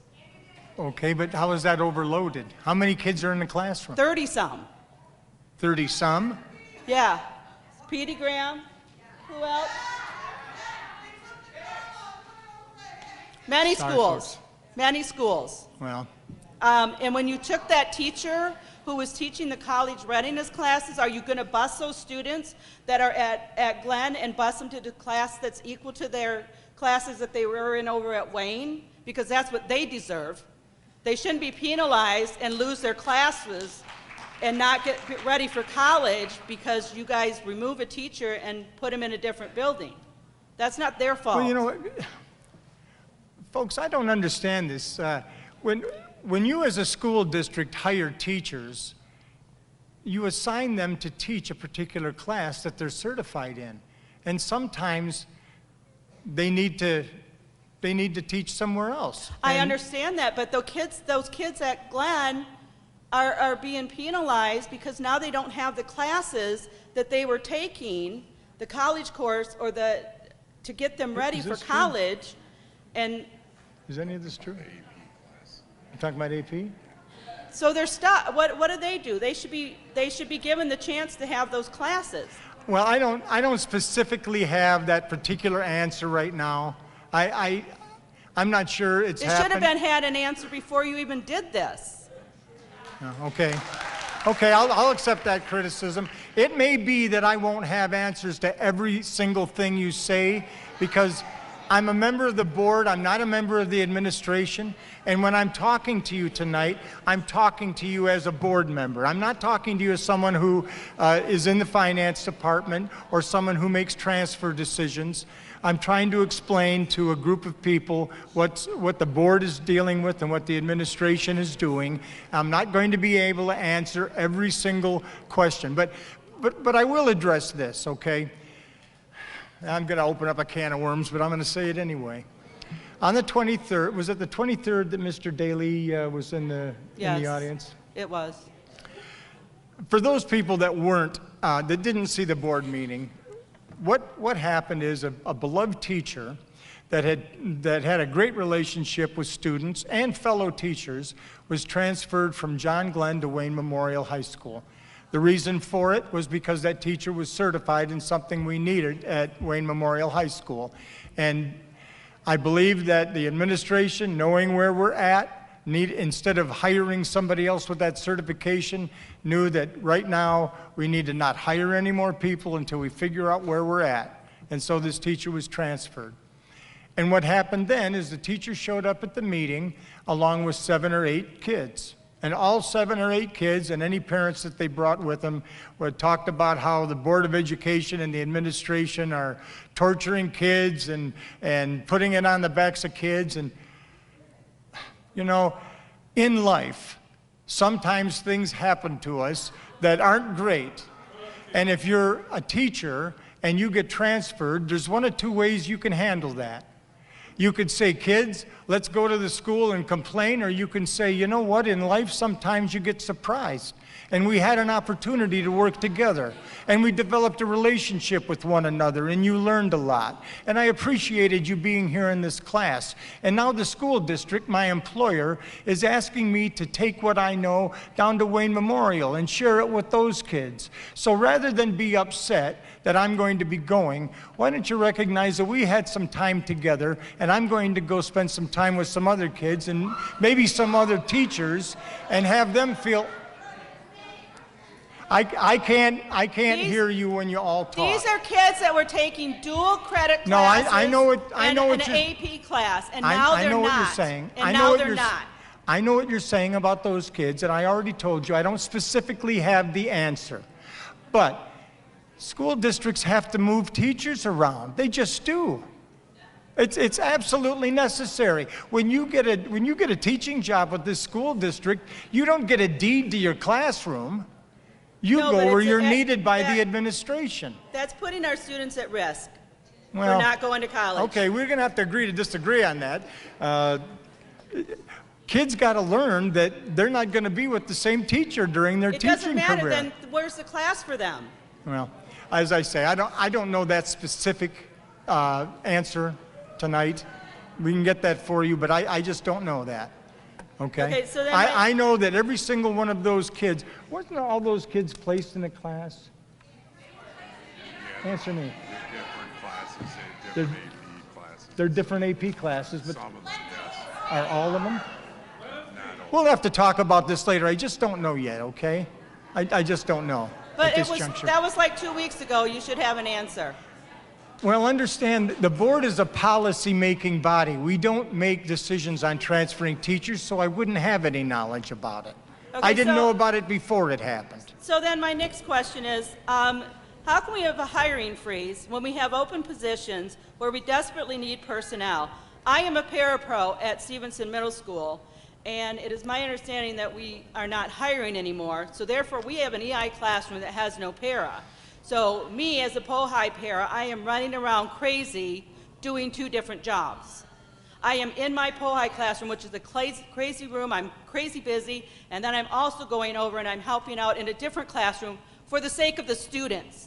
Not for the sake of me, not for the sake of the teacher, not for the sake of the school or the district, but for the sake of those students. So how can you be on a hiring freeze when we desperately need people to fill positions, and we are not overloaded? We are short so many paras in this district that it is crazy. Yeah. Crazy. Okay. We are short. I know we have some agency paras in there. If you didn't count those, we would be short over 100 paras. Yeah. So- I don't have the answer to that. I'm sorry. I just don't know. I haven't gotten any answers. Okay. Thanks.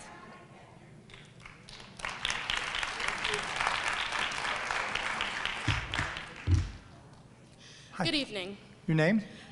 In the district's name, I'm a student, and my Your student name ID is 2013-6028. In the eyes of the district, I'm just a number. My actual name is Kirsten West. Hi, Kirsten. I'm the John Glenn Marching Band drum major. I'm a high honor student. I'm a varsity athlete. I'm a member of the leadership team at John Glenn. I'm the student who started the protest for Mr. Daly. I'm the student who keeps outing you guys on your budget issues and your district issues on social media. It's not the teachers, it's the students. Today I'm advocating for myself and the many others that aren't able to speak at this podium. We students are hurting, the parents are hurting, your teachers are hurting. The budget issues that have occurred are completely unacceptable. Cutting the funds to arts programs is completely unacceptable. You have depleted our budgets and put us in the dark.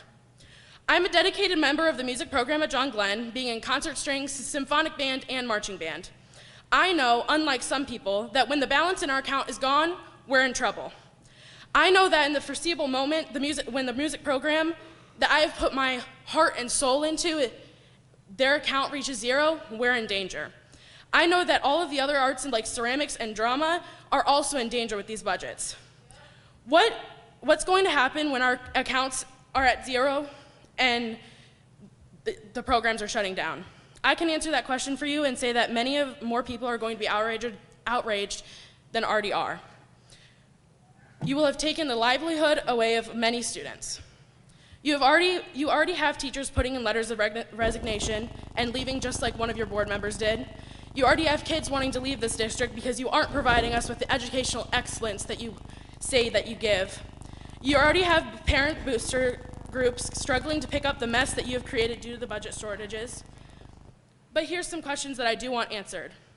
How many more teachers do we have to lose? How many more classes do students have to lose? How many more educations do you have to ruin until you realize that you are affecting the students, you are affecting the teachers, you are affecting our community and our livelihoods? The damage is already done, and it's going to continue to happen if you don't step off the high horse that you are on, and you really, truly listen to us. Okay.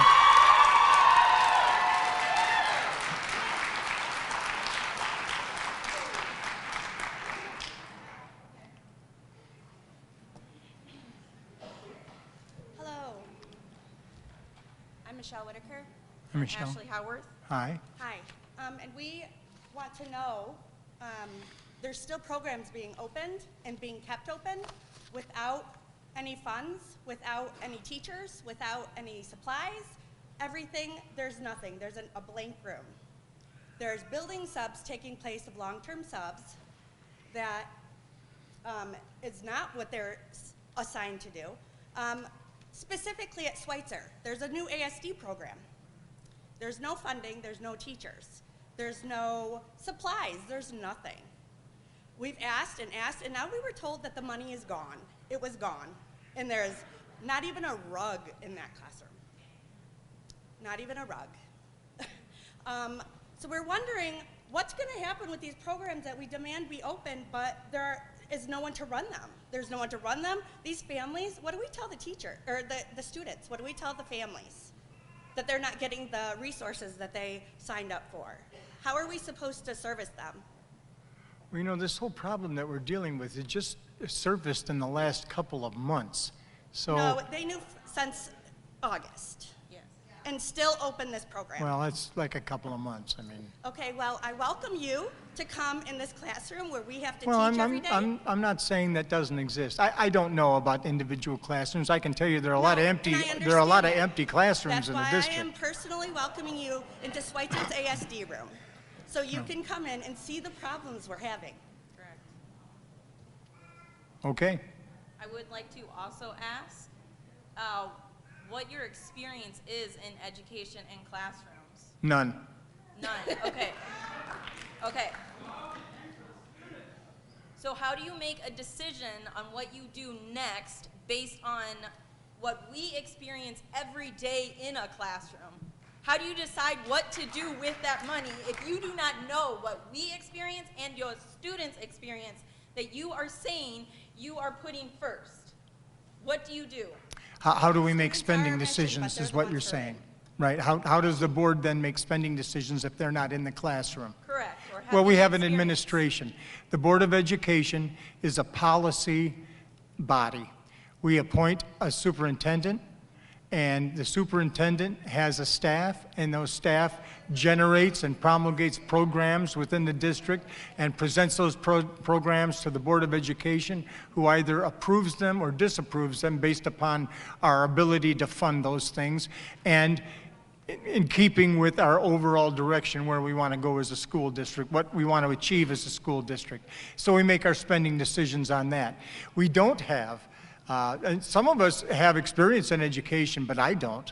So we're a policy body. We set policy for the district, and we hire the superintendent, and we also approve expenditures. So basically the recommendation of the superintendent. Would you be open to coming to a classroom and looking at what Of course. happens? I go to We could classrooms all the invite you. time. Please come. But you got to understand, I don't go to classrooms as an authority. Because We I'm don't not an ask you to. authority in it. We do not ask you to. Right, We I'm- would I'm- like you to experience what we experience so you can understand where we are coming from. I can tell you that as a general rule, members of the Board of Education do not stop by schools because when you stop by schools, everything stops because there's a board member there, you know. Everybody's got jobs to do, so Okay, and I'm still curious about the ASD room. I program's still don't set specifically know about that, ma'am. Well, I just Can we don't. find out? Because we've been going We since can find out, August. but I just don't know right now. Okay.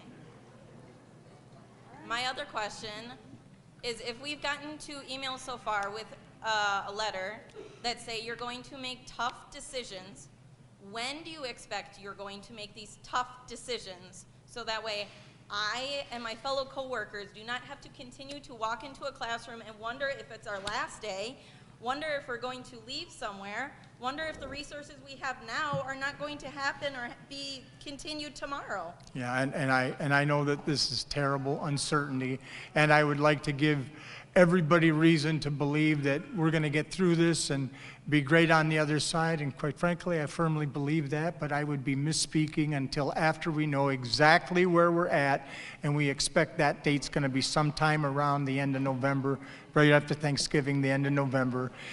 The CFO has had to go through, we can't trust the budget. You know, we come to a line item in a budgeted item, and the budgeting hasn't been done right, and makes us mistrust everything.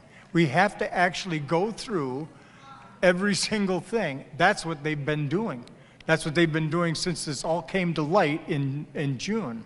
So I'm hoping that we're going to know conclusively what direction we need to go in by the end of this month.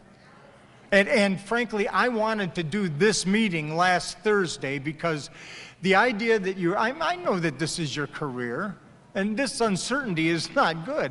I would like for you to have knowledge as soon as possible, but before I know, there's nothing to tell you. So hopefully the end of November. All right, thank you. Okay, sure. Is that all? Sure, sure. My name's Christy Tuttle. I have a senior in Wayne High in the CSI room. Hello, Ms. Tuttle. You said it hasn't affected the kids yet. Sorry? You earlier said that this hasn't affected the children yet. What's happening Well, no, financially. I didn't say, how would I know? I don't know all the children. I don't know how it's Well, affected there's them. been decisions- What I'm saying to you is, I'm sorry. Yeah, because I didn't know this was going to be different, so I wrote out my 3-minute little speech. Oh, go ahead, So go I'm ahead. going to read that first, and then I have Go some ahead, questions. go ahead. Okay. So this will now be the second time my son's special ed classroom have been shut down. The first time, it sent him into a cycle of depression that lasted 3 years in this school district. The special ed staff that has worked with him and has taken a child that was considered mute and helped him transform him into a leader amongst his classmates. You are also taking away a program that has also taught him real-life job skills. You said you weren't going to do anything yet. I, as a parent, found out before any other CSI parent in Wayne Memorial, in a week, they are closing his classroom for the work-study program where he goes out and works in the community in the afternoons. Mm-hmm. They haven't told parents yet, and it's happening next week. What are they going to do with my child? He has an IEP. I heard they're just going to put him in electives because the CSI rooms can only hold 15 that are there. He has a contract, an IEP, a legal contract, 20 to 25 hours in a CSI classroom. If he does not get that, I have no problem going to the state. I have no problem hiring a lawyer. Messing with any classroom is a shame, but to go after special ed classrooms, and the principals are pushing kids out of CSI into general ed and telling them we'll give them 2 credits for the semester. Okay, so now they're going to graduate and get a diploma, but now they don't qualify for that program after graduation till they're 26 for job skills. They're just pushing them through.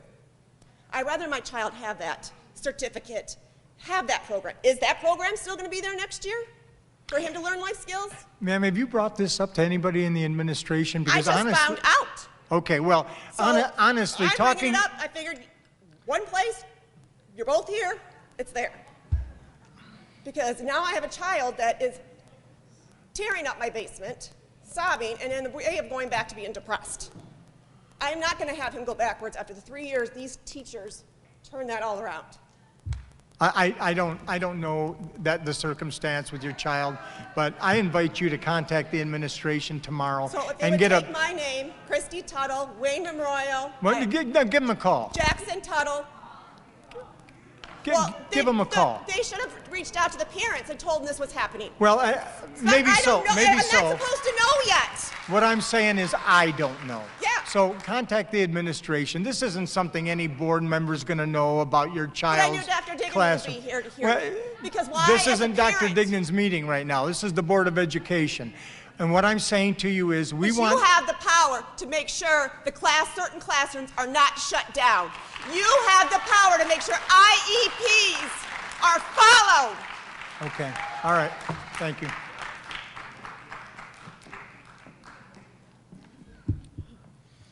Hello once again. My name is Mariah Fant, and I am here speaking to you for the 4th time. And I will say again, you will continue to see me and listen to me speak until a change is made. And I do not care one bit how annoying it is. I want you to take a look at everybody behind me. These are all the people, including me, who are upset with you. We need a change. You need to make a change. I know you probably won't listen to a thing I say because you stand against the students and don't listen to things we say. And don't deny it because it has been shown multiple times. Let me ask you a question. How long is it going to take for you to mention a shortage in miscalculation in funds if we hadn't said anything? Were you going to drag it until we hit the bottom of the pit? We want answers. No, we need answers. Give them to us. Show us your true selves. Well, we're already starting to see it. Do better. I am here with Kirsten West to speak on the behalf of the student body at John Glenn because we need to speak. Students should not have to worry about not graduating because we don't have the classes and credits to do so. Why? Because you involuntarily keep moving our teachers. Did you really think we were going to not stand up and speak? Did you think we were just going to sit down and stay quiet? Well, you're wrong. Since you want to say you care so much about your students, let me tell you a little bit about myself. My name is 20104744, since you see me as numbers. But if you actually care and see me as a student and not money, then once again, my name is Mariah Fant. I am a 4-year softball varsity athlete. I was a wrestling manager last year, and I'm still debating if I want to do it this year. I've been in the theater program for 3 years at John Glenn. We didn't have any shows my freshman year due to COVID. And let me tell you, I've worked for everything that I could do to get me to this point. What is that point, you may think? I am the lead role in our play this year, The Plot Like Gravy Thickens. I have spent 4 to 5 weeks learning 139 lines, most of those lines being almost half pages long. Theater is something I look forward to doing every day. Am I going to lose that next? I've lost Mr. Daly as my teacher. I've lost the dynamic of the class, which is college composition. Am I going to lose theater too? Because of your miscalculated funds? You don't see what happens in the classroom, but yet you want to split up the classes and judge it based on the outside view. Do better. Not only for us students, parents, teachers, and everyone behind me, but for yourselves as well. Make a change. You have to make a change. Please do better. Thank you.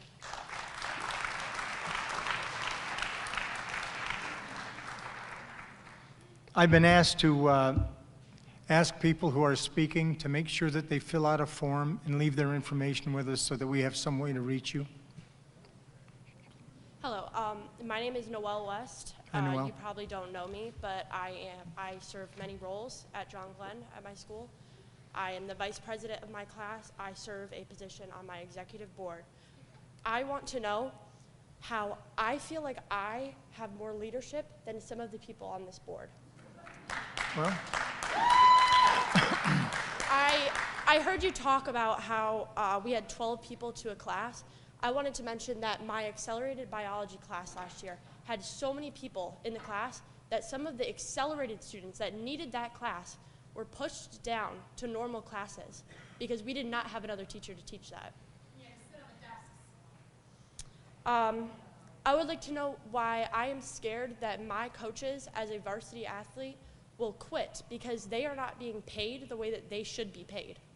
I have had coaches that have been told that they didn't submit papers on time, but we know that they did.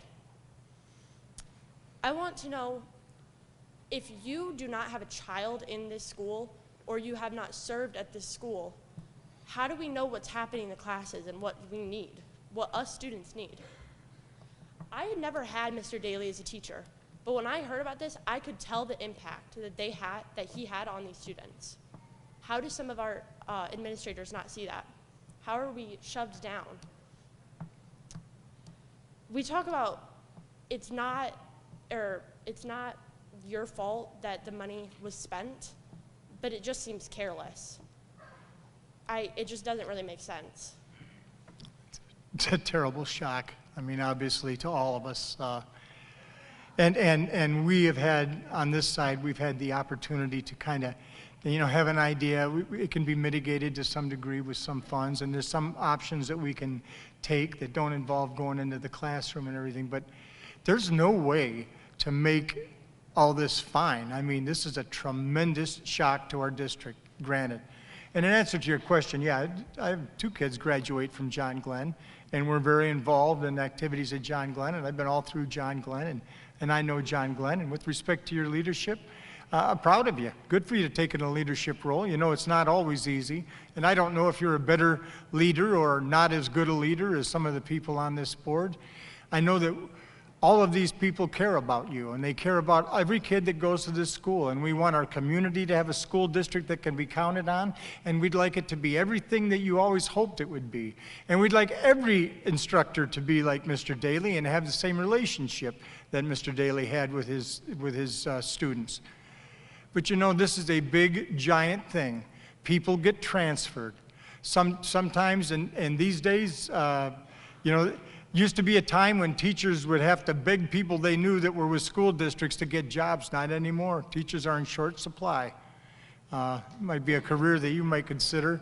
I don't know. So With the way that I have seen my teachers being treated, it makes me never want to go into this profession. Well, a couple of months ago, your teachers were pretty happy with the way they were being treated.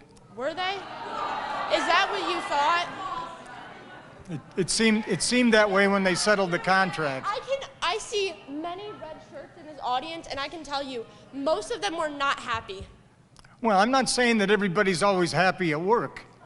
I mean, I don't know what to tell you about that. I can say that when we settled the contract, there seemed to be some happiness. May I also ask, why is it that I am only talking to you? This is in a respectful manner. Why am I not allowed to speak to other members of this board? Because there just isn't time to have that kind of an interaction. This is a very unusual meeting as it is, where we have this interaction. But I wanted to have it because your classmates said you have to be transparent. And I thought the only way to be transparent is to just sit here and answer the best way I can every single question. But we don't need everybody's answer to every single question.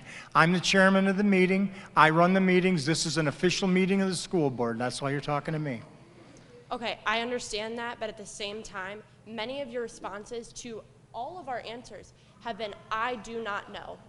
There are a lot of... I don't know is not an answer that I need. I need you to do better. Okay.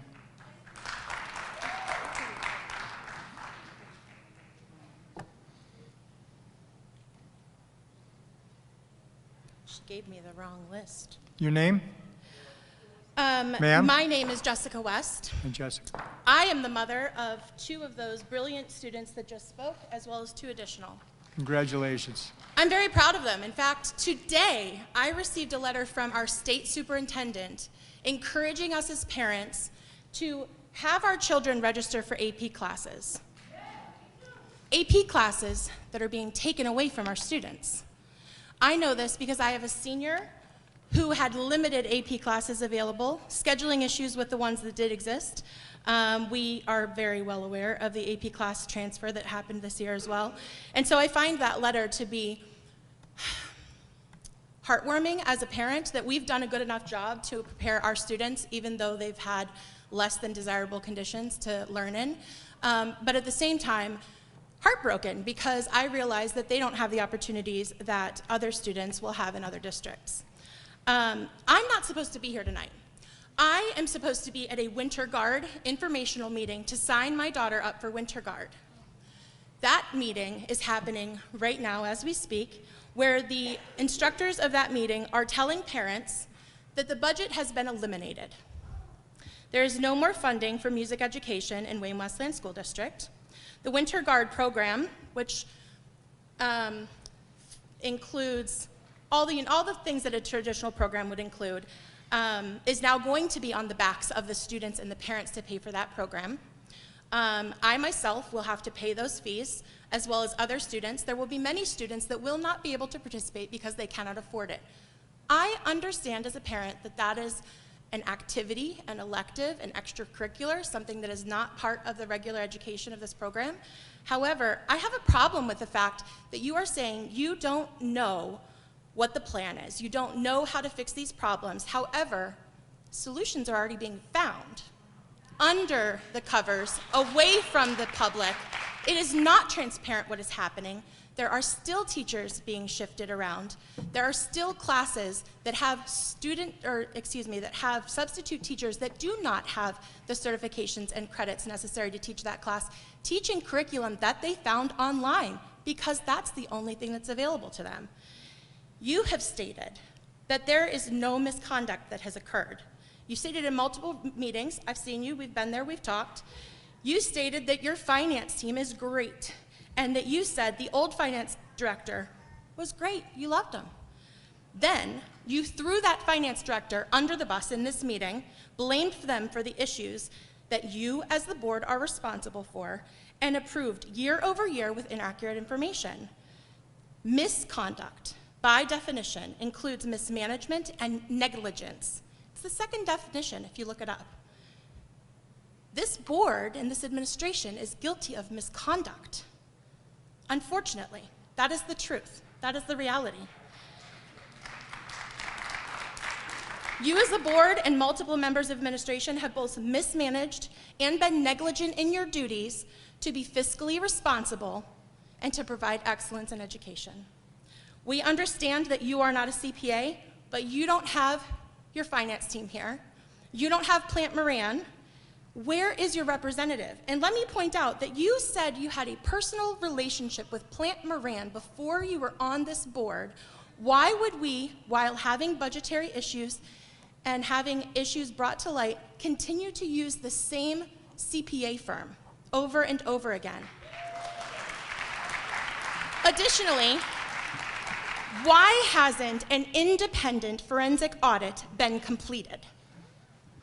If you don't know the numbers, why have you published press releases and memos stating that you are aware that our fund balance has gone down from 20+% to 6.2 or less? Furthermore, if you don't know all the details and you don't have a plan, why do you continue making changes and why are we having this meeting? Why aren't you busy making plans? You've also mentioned that you didn't know about this information until recently. However, Dr. Dignan released a memo that I'm sure that you're all aware of that states that you knew about this at least prior to the beginning of the school year, prior to when changes could have been made, classrooms could have been resized, and we understand that sometimes right fitting has to happen at the beginning of the school year, where it could have minimized the impact on the students sitting behind me, the teachers sitting behind me, and we wouldn't be having the same exact conversation here. Why now? Why is this only being brought to light now? Also, there is noticeably a position vacant sitting in front of you. In full transparency and disclosure, I will tell you that I have submitted my letter of intent and interest in that position because I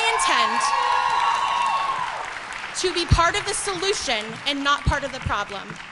My intention is to bring my knowledge and experience, which is vast and great, to help supplement the knowledge base of this board so that we can start making decisions based on behalf of students in this district. And I know a heck of a lot about that considering I have 4 gifted students.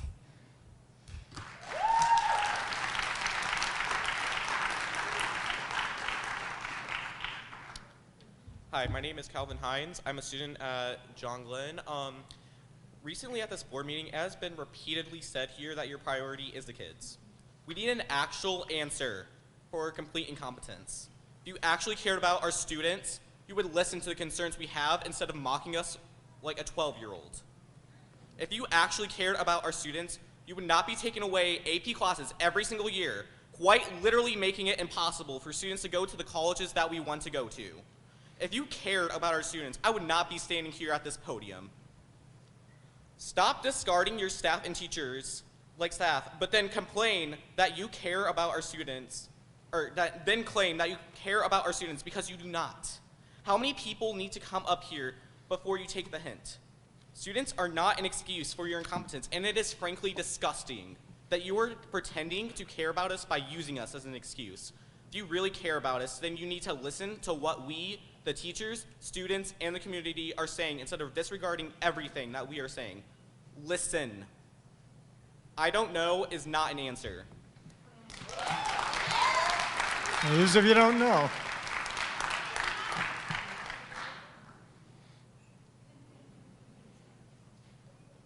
Good evening, members of the board. My name is Lisa Marie Bailey, and I am your Wayne County PAC rep. I am also a mother to a child that just graduated Wayne Memorial, and I have one in first grade at Elliott Elementary. Sorry. Do that. One moment. There we go. Sorry about that. Okay, I just actually only had one question. I'm hearing that we need to pivot and that we need to pivot quickly. And I'm hearing that in order to do that, there's some difficult decisions that are coming ahead of us. I would like to ask that you keep in mind that community collaboration is key, and I would like to offer solutions. If budget cuts are necessary that may affect special education students, staff, supports, services, accommodations, modifications, or professional developments, can the two Wayne County PAC reps please be a part of that process and provide input? Well, you're doing so right now. I mean, so yes. Yes, you can. Is there a way to follow up with that? And who could I follow up with? Well, what do you want followed up on? Like, if those difficult decisions need to start coming down the line where we're looking at special education, can we be a part of that process? If it's Well, yes, a but I can't focus even group? envision a world where that would be the case. But yes, I mean, every single thing we do in public. Even our study sessions are public, so you can be involved in anything at any time. And all our meetings are posted. There's the microphone right here, man. If you want to come down, you can say anything you want. When it's your turn. I already did my turn. I already told you they're closing my You're impugning.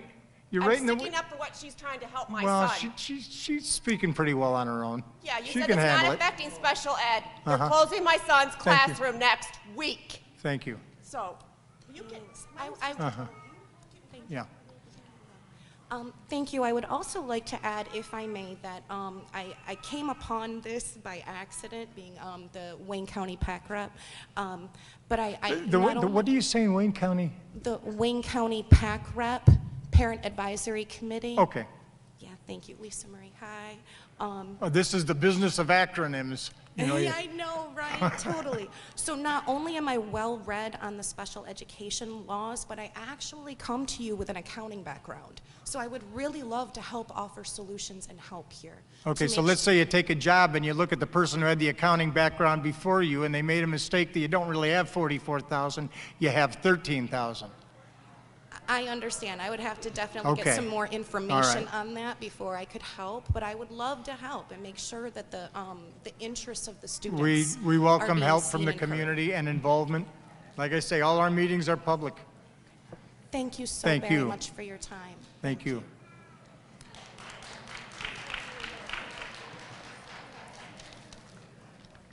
So I know there was a comment made. Your name, sir? My name's Christopher Pietzak. Hello, Chris. And you know, there was a comment that was made earlier that you're overstaffed, and you just stated that teachers are few and far to come from.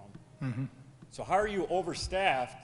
And then these students, my student has a class that he hasn't had a teacher for months and has had his substitute teacher, and it is a core class that he needs required by the state of Michigan to graduate. You do not step foot in any of these schools. You don't see what's going on with these schools. You're trying to speak for these schools, but you have no idea what is going on. You hired a company, Plant Moran, that signed off on a budgetary budget that was copied from the previous year. Wouldn't that put a red flag there? Why is still Plant Moran looking at all your documentation? No. So why is our tax dollars still paying for Plant Moran? Well, because Till they they're keep reviewing the budget the premier auditing firm. There's and- other auditor firms out there. Okay, There is but you asked me a Premier. question and I'm answering, And okay? there is other auditing Right, premier right, but auditing firms that's out not there. who we use. We use the premier auditing firm, Plant Moran, and they didn't have anything to do with any of this. Everything that they did, and by the way, someone said something about, I remarked that I had known them previously. Yeah, I had worked with somebody at Plant Moran previously, and they had my cell phone number and they called me and they asked if they could have coffee with me and what they wanted to talk Is about. that a conflict of And that- interest? Let me just, is it? That's a conflict of interest. No, sir, I'm the president of the board. That's who they talk to. To me, that is a conflict of interest. If Well- you're sitting there in meeting with someone for coffee, how do we know if that person works there or not still? How do we know that someone from that company Sir, you is- understand that Plant Moran is an Oh, agency? I know who Plant Moran Okay, is. all right. I know who Plant Moran is. Okay, I audit full time. okay. The things that you sit there, not everything should be combed through an audit. They are. If they're not combing it through the audit, obviously they don't have the competency. And I think the best thing that no. I don't know what to say here. Let me tell you what the chronology is of the events. The CFO left the school district. Okay. A CFO, let me finish, okay? Oh, CFO it's the same circle, though. That's all you're telling us. All right. Well, thank you for your comments. I don't know. I can't answer you. And that's the thing. You said that you were going to consult your team. Not one time have you consulted your team. There's been nothing to consult them about so far. Because you have all the answers. This Then is why are we making cuts before we even know final numbers? Why are we sitting here and we have not reviewed the final numbers, but obviously Free Press is releasing it, and you're already making cuts. You're making changes. So what is your contingency plan when you start having teachers walk away and you have parents taking their students and moving them to other schools? Where's the funding come then? I don't think you really want any of my answers, actually. You're just making a statement here. I'm You're just asking me asking. about what happens when you're asking me about what happens when teachers leave the district, Yeah. as they have since the very beginning of the district and will continue no matter what. Teachers come and go all the time. It's the nature of the business. People move, people get promoted, people get new jobs that are in keeping with what they want their career goals to be. Teachers always move. You're never going to stop that. I never even want to stop that. Teachers are people too, and they deserve to have rich careers, and sometimes their career choices take them outside of the district. We wish them well, just as I wished our CFO well when she left, even though at the time everything was so good for a couple of years. I was really loving it. Not loving it so much right now, but Because you weren't overseeing it. I'm sorry? You weren't overseeing it at that point. Sir, obviously something serious has occurred, and if you want to put it on me, then put it on me. I'm here to try to explain to you what's occurred. No, I really, honestly, I think the biggest thing everyone's looking at is when are you going to resign? All right. Well, I'm not. I'm not. That's all I have to say. I'm not. So you know I'm not. I'm too young to retire. Hi, my name is Laura DeMarco. I'm a parapro at Schweitzer Elementary. I want to narrow the topic for just a second. I don't want to talk about what happened in the past. I don't want to talk about what changes are happening in the future. I want to talk I want to talk about what you have said tonight. Okay. Tonight, you have said that we are overstaffed with teachers and parapros. We have an overabundance. We're staffed like a huge district. And then numerous shouts, even just tonight, from the few of us that are here in this whole district, were, no, you don't. What are you talking about? You have said we have classes with 12 people in it. I'd like to know why you're saying these numbers. Are you thinking of particular classes? Do you have a list of class sizes that you're given that you can overlook? Or are you just saying numbers because that's kind of what your impression is? I'm not sure, but in my experience, we have nothing remotely like that. I've never seen anything like that. No one I've talked to has seen anything like that. We have a number of classrooms that just don't have teachers. We have a number of paraprofessional positions open, to the point where HR has decided that it looks bad if we have that many parapro postings on our website. People are going to wonder why we're not hiring, or why we have so many open positions, apologies. And so they've consolidated those postings into one posting because it looks bad. Yet we're still overstaffed. I don't understand where this is coming from. Well, you know, if I said that we're overstaffed in paraprofessionals, let me say, I know that our district needs to right size, and I've known that for several years. And where do I know that? Just a multitude of meetings, knowing what our staffing levels are, knowing what our staffing levels are next to our student population, knowing that these same staffing levels existed when our student population was 6,000 kids more than it is today. I don't know if your particular school has too many or not enough. I just know that in general, you know, it used to be that at the end of the school year, every teacher got a pink slip. And then they all got hired back at the beginning of the new year. And this way, the district maintained being right-sized. They hired those people that we needed for the job.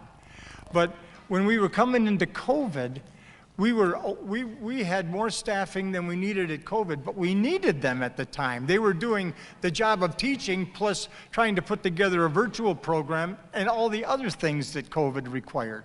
And even though that's been 3 years ago, we were waiting for attrition to deal with it. Now, that doesn't mean that there's enough paraprofessionals at your school. Maybe we need more people there.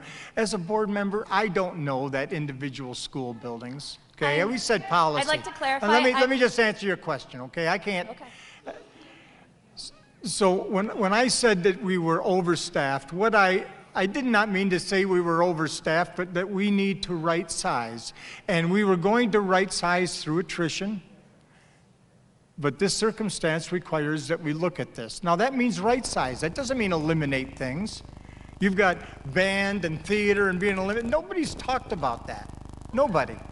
That's going on out there because you didn't know anything that was going on. And that's why I had this meeting, so at least you would know what we're dealing with. But the fact that we don't have all of the answers tonight, or I as board president don't know what's going on in every classroom in every school, you have to understand, that's really not my role. I just don't know off the top of my head, okay?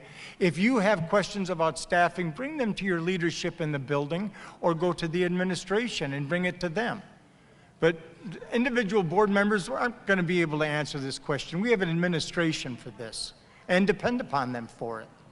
You do, you're correct. That's not what I asked you. I asked you why you're saying numbers like 12 people in a class when I'm hearing that teachers in every school, I didn't mention specifically only my school, are saying I have a class of 29 kids, I have a class of 25 kids. Yeah, I didn't say every class in the school district has 12 kids in it. I just, Were you thinking of any what I mean to particular say classes? is that we are currently staffed at levels that existed when we had 17,000 kids. And we don't. We've got 9,000 something, and we still have staffing like we have 16 or 17,000. That's where I'm getting the number from. Then I have to ask, were we understaffed at that point? Because Were we understaffed at what point? when we had, before COVID, you're saying we have the same number of staff people that we had then. Were we understaffed? Because, like, frankly, last year, it was either last year or the year before, we were having a lot of trouble with bus drivers. We were canceling routes every other day. We had a schedule of which routes are being canceled today, this week. Okay, we can have a whole transportation conversation, and I'm ready to I'm have not it. asking about the I'm ready to specifics. let you know exactly what I've been dealing with for the last year about transportation. That's a completely different issue. Happy to have that conversation if you want to have it. But no, we were not understaffed, not to my knowledge. Although I will tell you, in previous years, we just didn't have the money to do a lot of the things that we're able to do now. And even when we get past this, we'll continue, because like I say, our school district has not been financially decimated. It's just that we thought we had a bunch of money right now we don't have, and we're going to have to deal with that. But going forward, that doesn't decimate our school district. We're still going to get more money last year than we got for the or next year than we got for the previous, 38 years. So, you know, when you don't know what's happening, you can let your mind go anywhere, and we really don't know everything that's happening to right now. We have to wait until we get done with the audit. But we're in a survivable situation. We're not going to gut the classrooms, but we have to address this issue, and we have to address it now. You're right, we do. All the way until Thanksgiving is quite a while for now, first of all. They've been working on it. Second of all, that's another thing I'd like to ask about. Oh, I lost my train of thought. There we go. You're saying that this is not going to decimate our district. This isn't a financial crisis.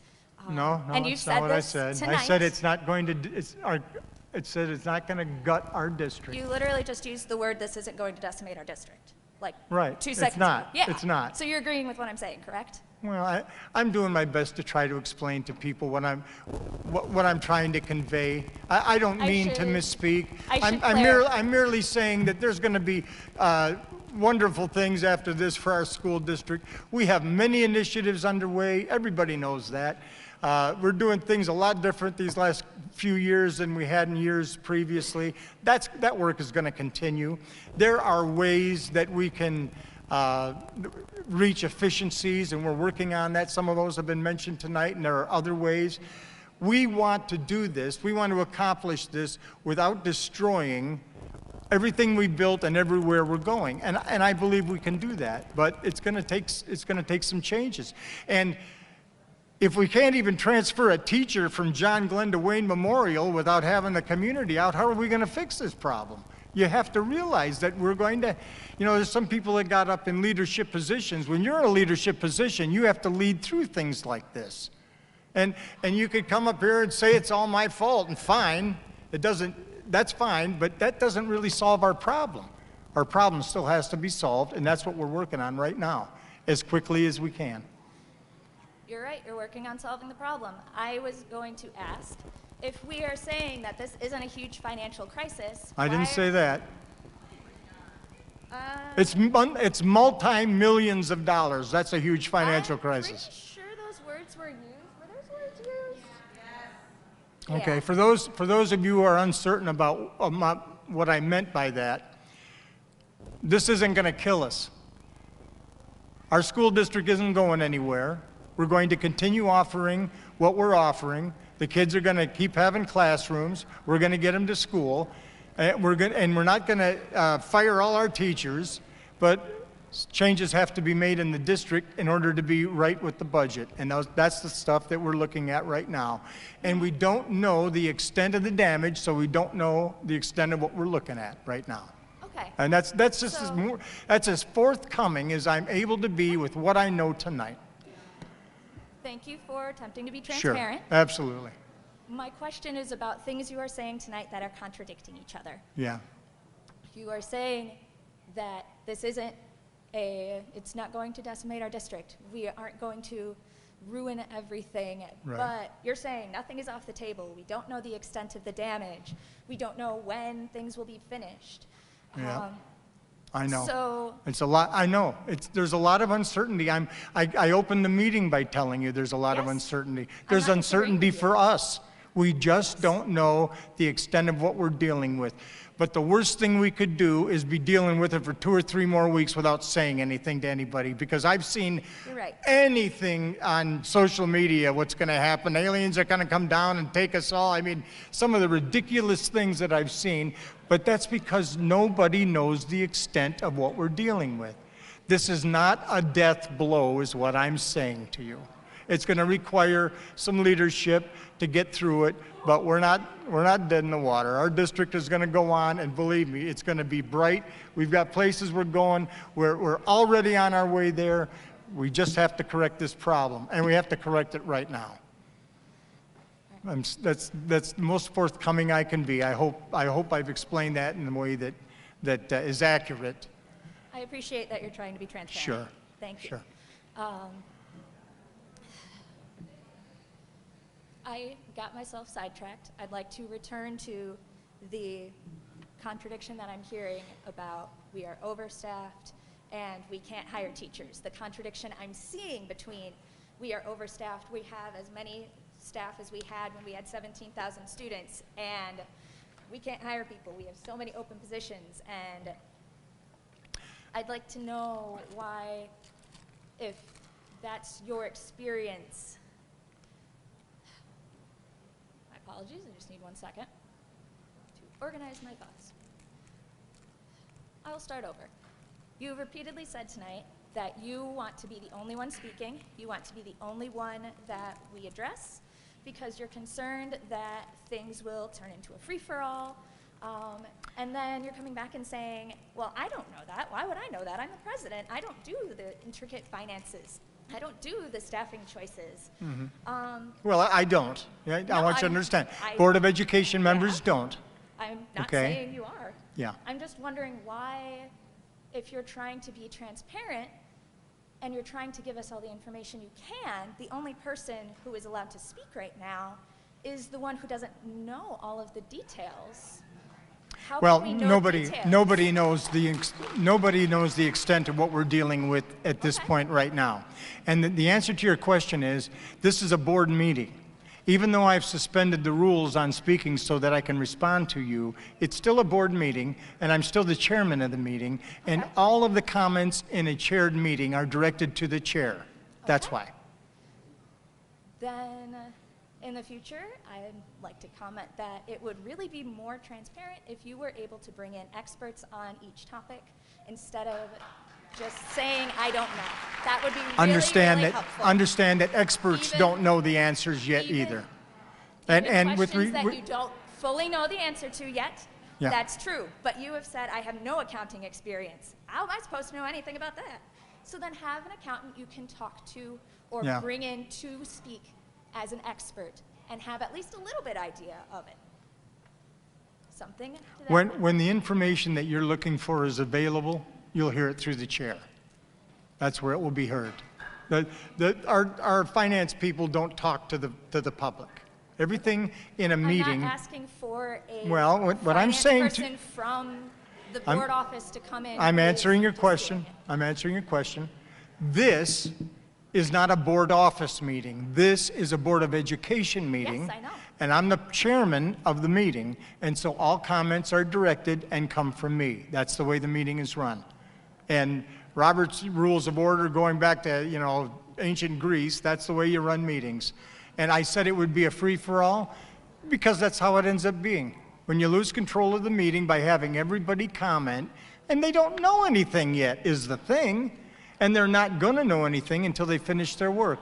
And when they finish their work, we'll have it and we'll make it available to everybody.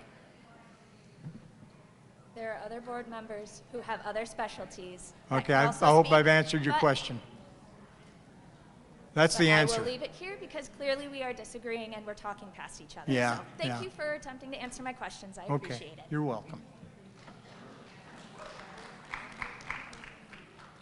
Hello, my name is Jacqueline Hewitt, and I am Hello, ma'am. the head coach over at John Glenn for the girls swimming team. I'm also the coach of Noelle West and many other girls as well who work extremely hard every single year. This is my first year. I'm also a John Glenn alumni. My father's a John Glenn alumni, and I have met so many amazing people and coaches throughout my process of going to John Glenn. And I just don't think that the student morale nor the teacher morale is within the school system anymore. You mentioned earlier that this was an acronym-based program. This is a kid-based program.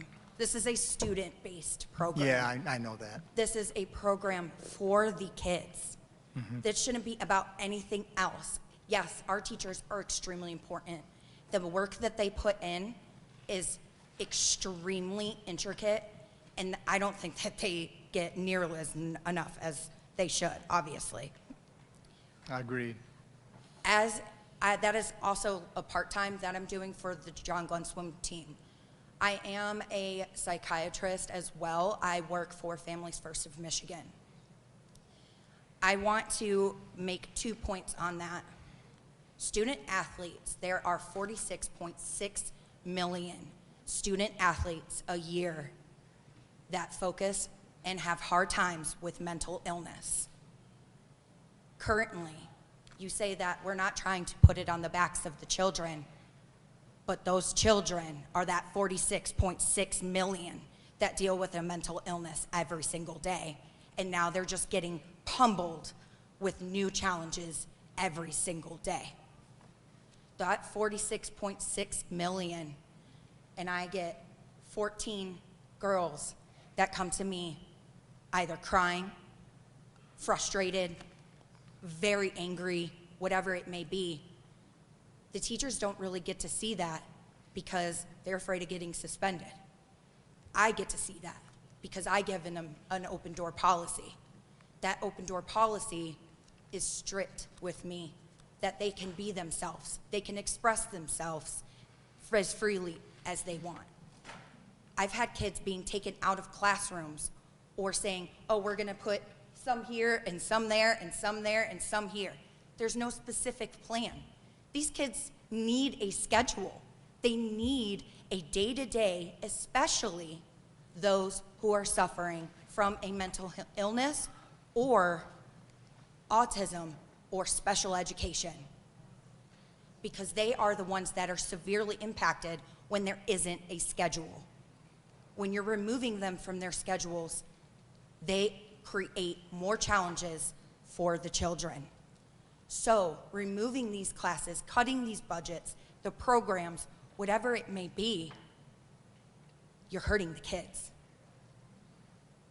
Those teachers, they can make it through, it's gonna hurt them bad. So I don't like hearing, well, you know, it's just a surprise, they'll get through it. They shouldn't have to get through it. You should have their backs, day in and day out, whether they be teachers, coaches, or the students.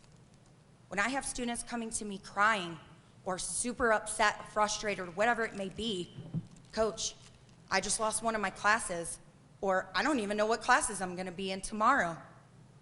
And I'm supposed to check their grades and keep them in check when they're getting transferred mid-semester? How am I supposed to do my job and keep them in line? I don't even have a correct schedule for them. I don't have answers for them. This is my first year coaching, coming back from SEC. I'm coaching a D1 high school for girls, and my girls are getting slammed right now with major responsibilities in 9th, 10th, 11th, and 12th grade. I couldn't even think about doing that when I was a kid, and especially at their age. Noelle made a point earlier about my coaches aren't even getting paid what they're supposed to be getting paid. We're not. And that doesn't mean, oh, we're just not getting what we're paid. We're just being told papers aren't being turned in, everything else. If you're missing money, check into that. Check into what they're telling us that we're not getting. Oh, well, you didn't turn your papers in. When I have solid paper trail proof for you, signed, sealed, and delivered, and they're telling me, oh, well, you know, I got to cut you, I got to prorate you for this amount.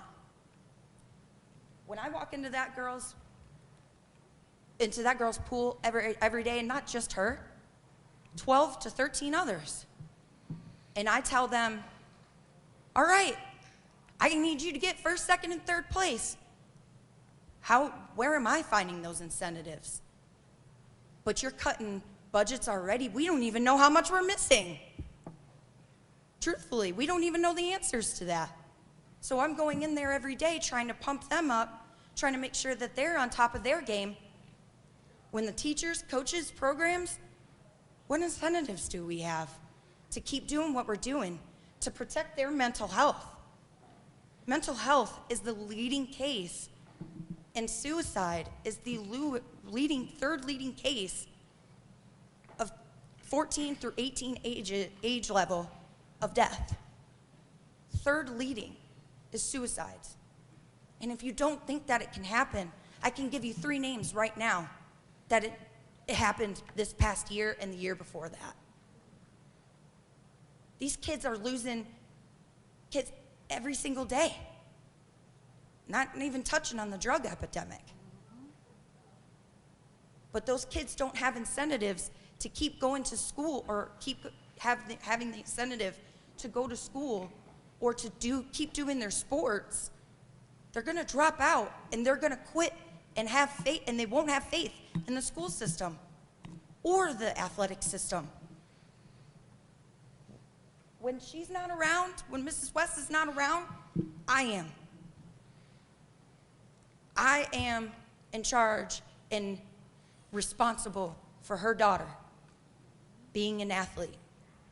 Those girls are 100% my motivation every single day.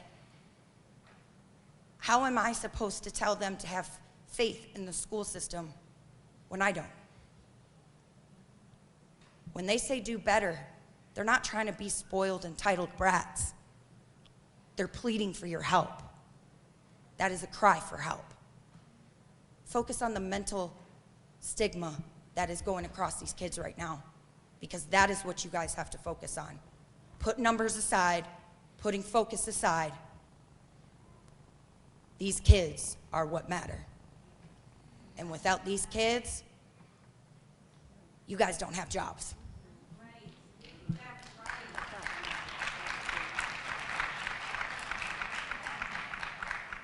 I'm not here to put anybody down. I'm not in the business of doing that.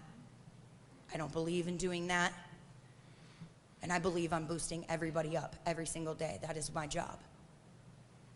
But I 100% think that the jobs that are done currently in missing that much amount of money and cutting programs and ruining people's schedules and lives.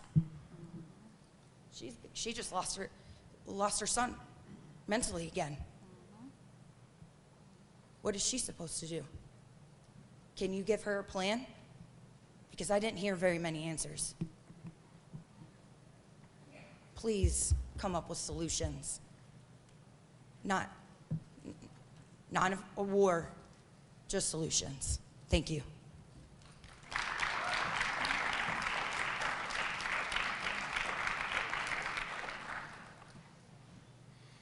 Hi, I'm back. Jess Harless, in case you guys want to write it down again. I promise I'll be quick this time. So Last you time can I was take half an hour, whatever, I'll be quick this whatever time. time you need. So as we've sat here and we've listened, and yes, we, the collective, have golfed. Because you started the meeting saying, I'm going to give you all the answers. But unfortunately, your answer for a lot of things is, I don't know. And I got mad about it over there. Some of the ladies over here saw it.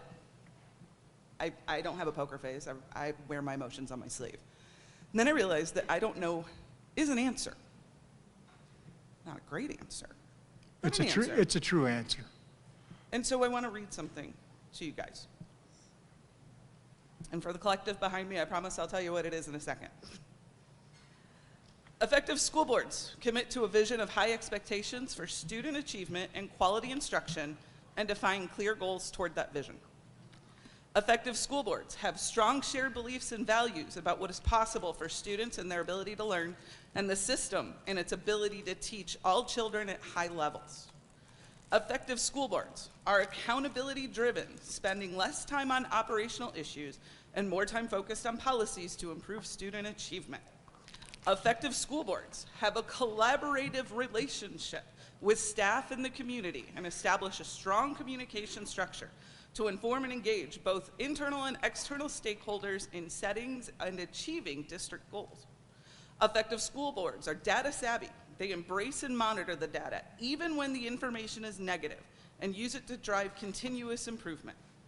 Effective school boards align and sustain resources, such as professional development, to meet district goals. Effective school boards lead as a united team with the superintendent, each from their respective roles with strong collaboration and mutual trust. Effective school boards take part in team development and training, sometimes with their superintendents, to build strong knowledge, values, and commitments for their improvement efforts. Every person on that stage should know what I just read. And if you don't, I beg you right now, resign today. For anyone in the room who's not aware of what I just read, it's the 8 characteristics of an effective school board. I don't know. I didn't know the administration did it. It's the CFO's fault. Those are not responses of an effective school board. You said Robert Rules was in play here, but you openly threw Robert Rules out the door the first 5 minutes of the meeting. So while you are the president, why am I not hearing from your counterpoints? You said you didn't want it to turn into a show, a mixing bowl. Newsflash, we're already there on the topic of relationships. I would love to hear what everybody else at those tables have to say about it. But I'm gonna have to email them or make phone calls to get those answers. And I'm okay with it, because most of the people at those tables understand when I send an email signed Jess Harless, they know they're talking to a female. Some of you at this table continually address me as sir, and it's kind of annoying. So while I stand in front of you, my name is Mrs. Jessica Harless. And if your heart is not in being a school board member, please resign and let people like Jessica West, like myself, and 8 other people I know who have applied do the job. I'm done.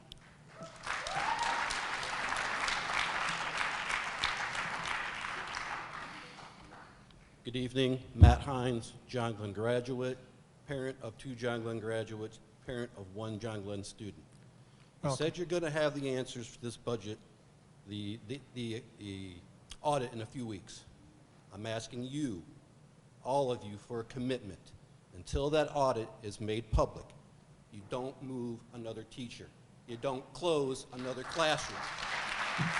I'm asking you to call the superintendent tomorrow morning and say, until we get this figured out, let's tap on the brakes. Let's not make some knee-jerk reactions, because moving a few teachers over a couple weeks isn't going to fix this problem.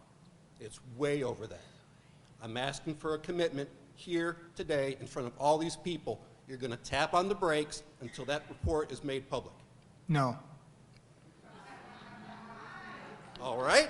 You want to know why? You don't know. Why can't you do that? Because the Board of Education hires and fires the superintendent. That, overseeing policy and making purchase decisions, is what our role is. All We right. cannot, Fine. You're not, you can't do it. we Say- cannot, Say, I can't do it. well, I won't do it, because I can do it. I mean, I have a voice, I could pick up the phone and I could do that, but I will not do it, because I cannot hold the superintendent responsible and also tell the superintendent how to do their job. I'm You asking you you can't do both. to call the superintendent. No, I'm not going to. I'm telling you right now, I'm not going to. I never have, and I never will. If All the right. superintendent doesn't do what I think needs to be done, I'll vote to fire him, but I'm not going to tell him how to do his job. I know All right. that in a You said school enough. district, I'm not done. You said In a enough. school district of this You size. said no. Enough. In a So school you're district, responsible I'm for still finances, talking. right? I'm still talking. All right. In a You school. said enough. You've answered the question. I don't need an anecdote.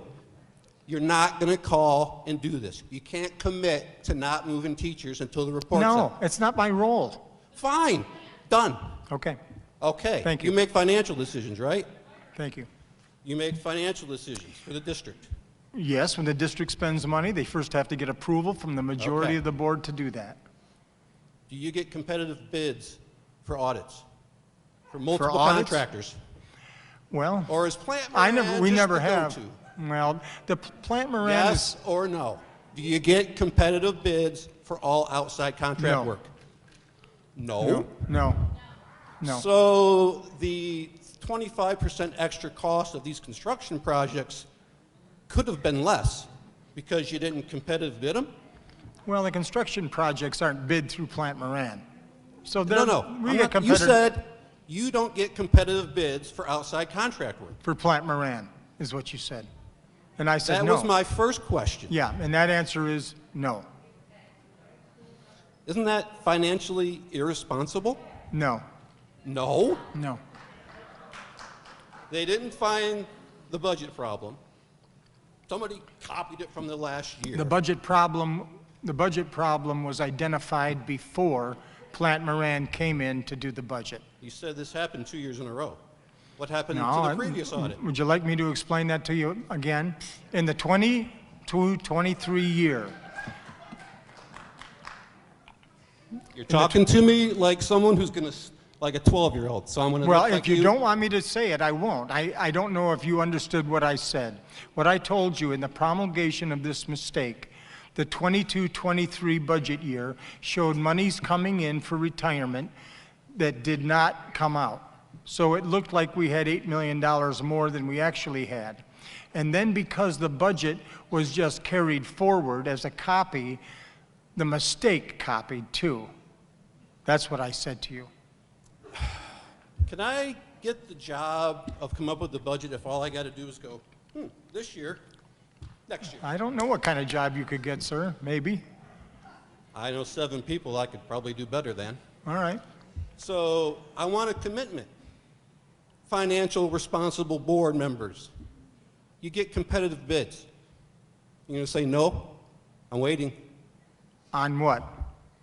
It should be on every single contract. I disagree.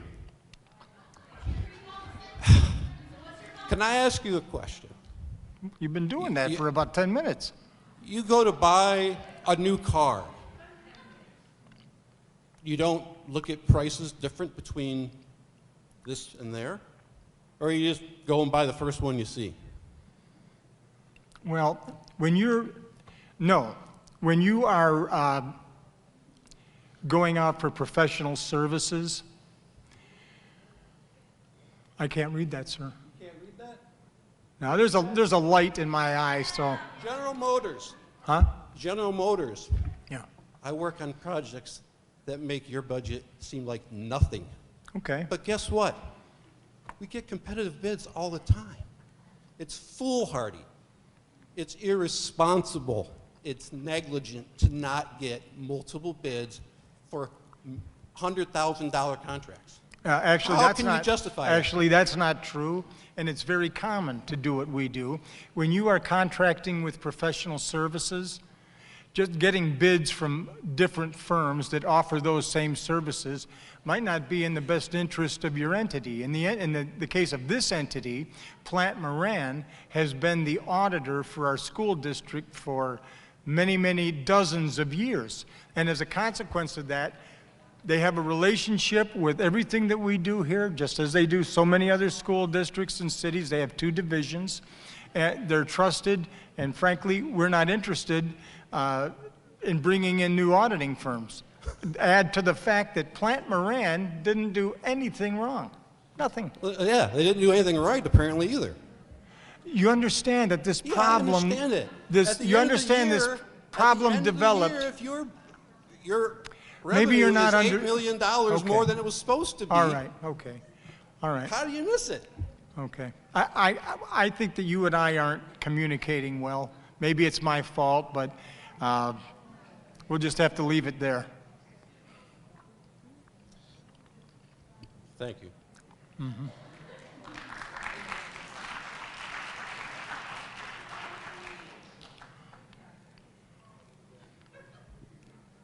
Hi, I'm Chris Bicey. My dad was a teacher and a principal in the district for 41 years. Hello, Chris. This is my 27th year.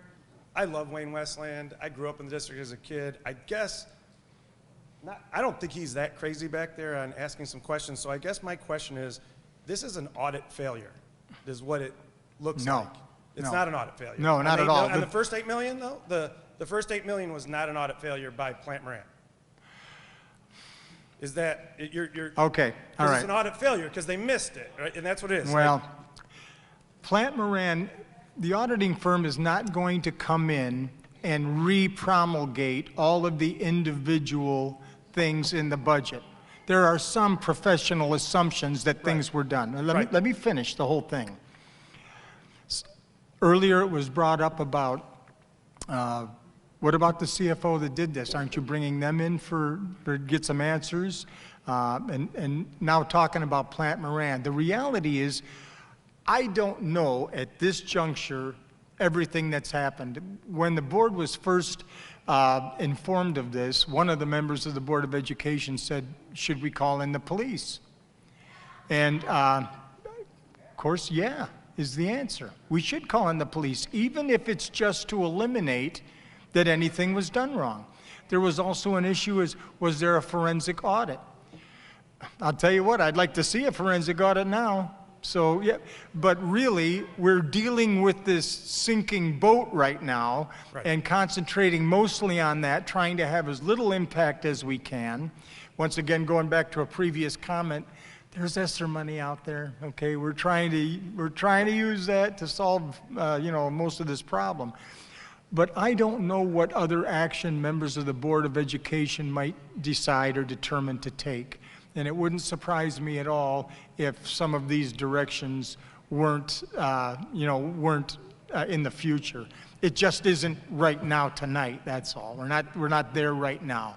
I will tell you, before this thing gets all put to bed, if I were just a member of the community, even if I wasn't employed by the school district, I'd certainly want to know that our insurance company isn't going to help us, that the police don't think that there's any wrongdoing. I mean, all of these things, I think, need to be discussed at some point, and I think we probably will. It's just we're dealing with an immediate issue right now. Well, I guess my question was, and it's more of a concern with Plant Moran because they're still the ones that are checking on the new audits. I guess what I wanted to know was, or maybe I'm wrong on that, but I guess what I wanted to know was, is there a possibility that they are liable for some of our issues right now because they missed in the audit, and they can be gone after that in a money-wise, and we don't have to come out of our ESSER money or pockets? I have to say, they made $800 million last year, so I have to say yes to that. Hey, yes. I have to say yes to that because I don't know, but I don't think I'll feel comfortable until I do know.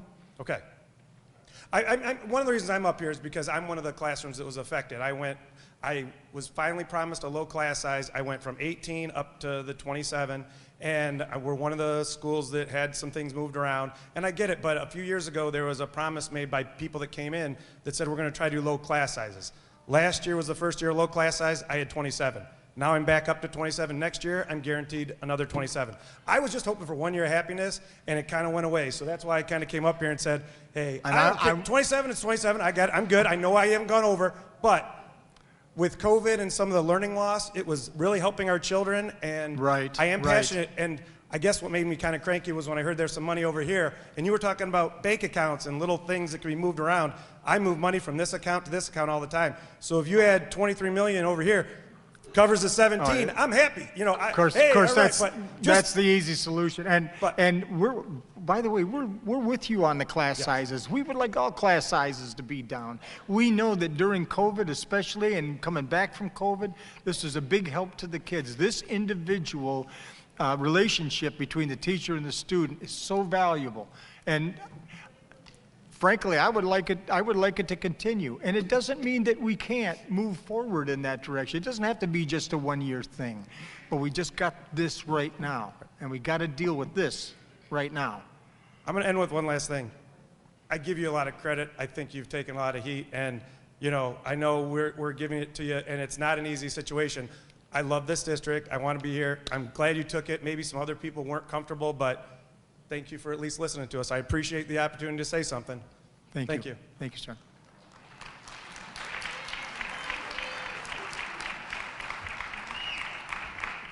My name is Tracy Cosgrove, and I am the art teacher at Stevenson. I did not initially intend on speaking tonight. However, my faith in this district has been shaken. I've been teaching for 26 years in this district, and I've seen a lot. I've gone through a lot. And I can only speak to you because you're the speaker of this.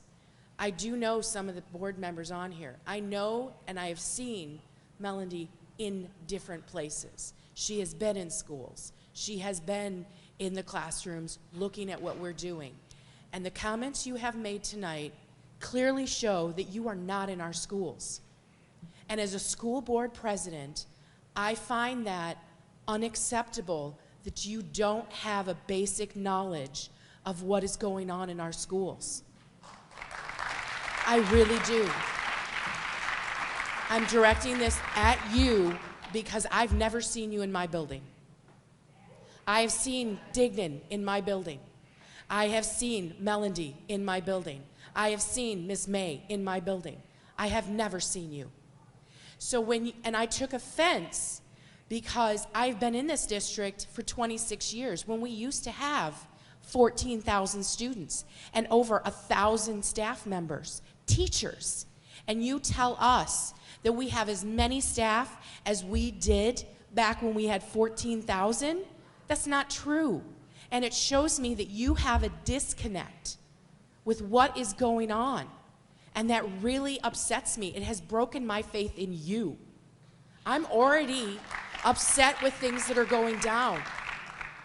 Okay? I understand Dignan was handed a real difficult situation coming in COVID. And he handled that with grace and dignity. He went and got and made sure that we had shots so that we could come back to our students, so that we could be there. And what you don't understand is our students are damaged and broken because of COVID. And we are working our butts off to make up those gains. And the first 2 weeks of school, all we heard from the board office is, we're not concerned about teaching curriculum. We want you to build relationships. And that's what I did for 2 weeks. I built relationships with those kids. I have kids who come to me and tell me, man, I had a really rough night last night. I'm not doing well in your class because this is going on. And I'm there telling them, okay, let's figure this out. Let's get this done, and we won't worry about the other things right now. And now, because of the issues that are happening, we have a teacher who has a wonderful 6th grade class that she is being involuntarily transferred from and teaching a math class, which is her minor, which she has never taught and has been teaching for over 30 years. That is not in the best interest of our students. That is not in the best interest of that staff member. And those kids, they're getting a different teacher that we're dissolving that teacher's classroom when our 6th grade classes have 30 kids in them. One of them has 27. So we have to take those 30 kids and parse them out. And we have a 31 student max for 6th grade. Well, we're going to be over. And we're still trying to make those gains. We're working our tails off to get those kids to learn.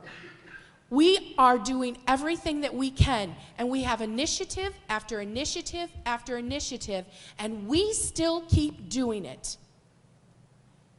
And you today, oh my God, you are penny wise and pound foolish.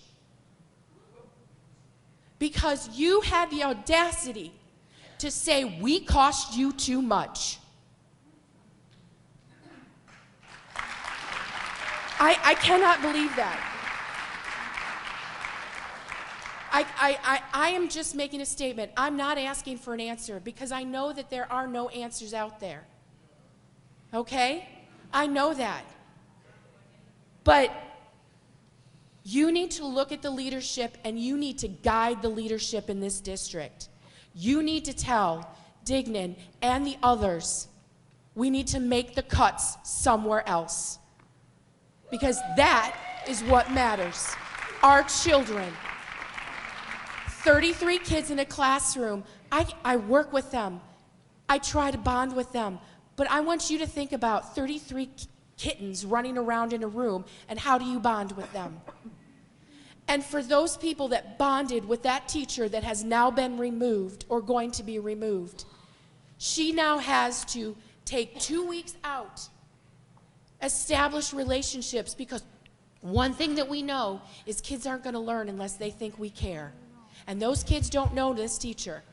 And that teacher has to catch up now and to do the best that they can to get them to know that she cares and that she's going to teach them what they need to know, while at the same time learning new math curriculum that she was not given when she was getting her minor. So give Dignan and give everybody the leeway to make the right decisions in this matter. Cut the fat, yes, but it is not at the teaching level. We are stressed. Come into Stevenson and you will see, with the exception of our special ed classes, you will see that there are students in almost every seat in that room. And we are doing our darndest for them. And I stand here in front of you knowing that I'm putting myself on the line to speak for everybody else here. No, you're not. You're welcome to say, no, you're not. You're welcome to say, believe me, I've been here just as long as you have. I first got here in 1997. And I've been through all the same things you're talking about. And teachers have come up many times and said things, and highly emotional, like tonight is, because you just don't know where we're going with all of this. And you're welcome to say it anytime. You're always welcome. And no one's going to think negative of you for coming up and speaking your mind. Nobody. Then make sure you protect our kids, because we will. need the social workers that are in our school. We need those counselors. I know. We need that behavior team who may seem like to you mean nothing. They're just a couple of dollars. But our behavior team works diligently with our students. There isn't anybody on this Board of Education that looks at you as dollars. We know what you're doing. But you made the mistake at the beginning of this meeting referencing us as overstaffed. And that means money. I was merely saying that the staffing of this school district is equal to when we had many thousands more children than we currently have. It's just a fact. Not it wasn't meant the to, teaching staff. Well, maybe so, but I'm not talking about teaching staff. You are. I'm not talking about teaching staff. We have a lot of staff that isn't teaching staff. I want you to realize that when you said that, you hurt a lot of people. Well, okay. I'm doing the best I can do, having a meeting, talking about something I don't even know about yet. And I understand that. I'm just here to try to tell you what we're dealing with, what's going on, so you have some kind of a track. We'll know more in a few weeks, and I think you kind of have an idea. We don't want to balance this on the back of teachers or kids. We certainly know the relationship that our teaching staff has with our children, and our paraprofessionals, by the way, and others. We understand how important that is. We're the ones that foster it. We're the ones that approved our side of the contract. I know, but give Dignan and the others that ability to make those choices that are right for the kids and to trim it. And unfortunately, that trimming may have to happen at central office. Well, and by the way, invite me to Stevenson. Invite me to your classroom. Okay, first time you ever said that. You are more than welcome in my classroom anytime. Mr. Dignan can tell you that he has been in my room, and I've said he's able to stop by any time. Okay. There's none of us in here that I think would be upset if a school board member came in. Melody has been in my room anytime. Come on in. Thank you. Hey, I just wanted to come up because I am the teacher she was talking about. So, yeah, I'll admit it. I got my minor in math in 1985. It was a minor from Elma College. Transcripts were not even on computers at that time. It was an elementary education math minor. I have never taught a day of math in my entire life. Never taught one day of math in my entire life. I have no idea about the new math that they do. I'm sure it's completely different than what I grew up with. But I am being placed in this math class because I have a minor in math. I am not highly qualified. I am not highly qualified to teach this. Spanish, sure. Any of the subjects I'm teaching in 6th grade, sure. I have a relationship with the classroom. I put my heart and soul into this classroom at the beginning of the year. I decided to start flexible seating. I got all this great seating. We have a community in my room. The kids love it. It's done. It's gone. Boom, gone. So now I have to go and teach 8th grade math. Another teacher is going to take my kids, and her kids are going to be dispersed. Where does that even make sense? Why is that even a thought? It's time for me, I guess, if you're going to start taking a teacher with a certificate that's very old. I need to walk out, right? Is that what you're telling me? Well, I guess we accept the challenge. Yeah, I can accept the challenge, you're right. But do you know how guilty I feel? Do you know how guilty I feel? Parents out there, math, when I am not. Ma'am, ma'am, I can talk to them. ma'am. Yeah, but you're up at the microphone. Apologize. Yeah, I'll take the challenge. Because I don't want a substitute in that room. I don't want those. Huh? Thank you. Thank you. Oh, you too, yes. That's why, love you, good job. Anyways, I just wanted to let you know I'm that teacher. These scenarios are what you need to look at. This is the kind of stuff, Dignan, you need to know that's going on in your school district. You know, you can push out Math 180, you can push out Read 180, you can buy all these new programs, start all these new initiatives and look really good out in front of the big public stage. But if they come into our buildings and see what's going on, we do not look good. But you're right, you can hide that, and you're doing a darn good job of it.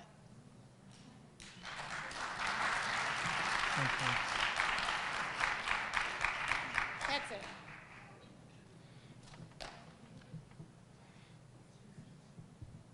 Hi, my name's Kirsten, and I'm back up here again. And I'm going to touch on one of the points that Ms. Jess Harless touched on. Effective school boards have a collaborative relationship with staff and the community and establish a strong communication structure to inform and engage both internal and external stakeholders in setting and achieving district goals. Under this, it says, in high-achieving districts, school board members could provide specific examples of how they connected and listened to the community. We were able to identify concrete ways they promoted this involvement. Likewise, staff members in these districts described the boards as supportive, noting that these public officials would respect and listen to them. From what I'm hearing from many of the teachers and many of my own teachers that are in this crowd, you don't respect them, and you don't respect anybody. I'm not gonna say anybody, but you don't respect a lot of the people that have come up here, especially students, because you talk to us in a demeaning way, in a condescending way. You talk to us like I am an 8-year-old. I am almost 18 years old, and at this point, I'm looking to take one of your positions.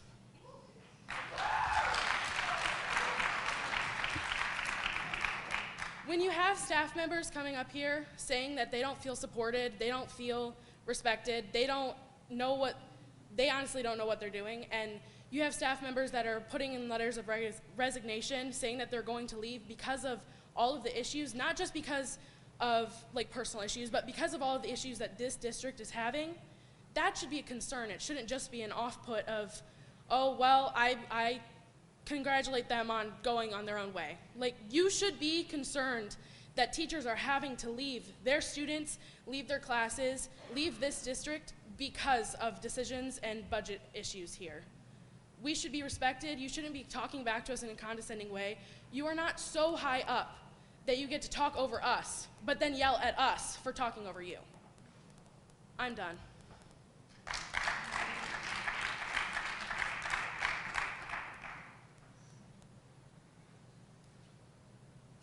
Good evening, Jessica West again. I need to go back to my concerns about fiscal responsibility with relation to the board. So another parent spoke to the fact that You do not have a policy in place that states that you go to bid for contracted services. Do you have any policy in place for any type of services that the district is required to go out to bid for? Yes, everything else but professional services. For instance, we can choose an attorney firm. Miller Johnson is one of our attorney firms. We don't ask attorney firms for quotes. We deal with an attorney firm that we've had success with before. They have expertise in the industry. They've proven that over many years of service to us. And we know that's where to go. They do a great job. And the same thing is true with the auditor.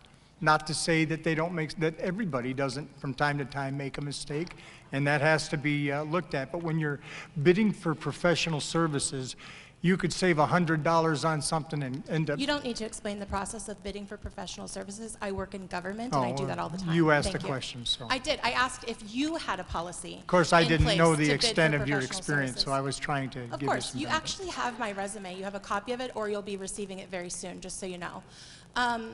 The board needs to consider setting a policy that states that any service over X amount of dollars needs to be professionally bid. I understand that you do not always go with the lowest bidder for various reasons, but you have to justify your reason and cause for choosing another entity. Yes, your legal services, your auditing services, etc., you can justify a reason why you might choose one organization over another. There is no justification for using the same service for decades without any system of checks and balances to ensure that they're doing the proper job. And it is clear whether they are specifically responsible for the situation that has occurred or not. They have played a role in that, and therefore they should not be part of the decision-making process or the evaluation process of figuring out how to fix it, because they could be culpable for part of the issue, and you could be seeking. They're not damages involved against in them. that in any way.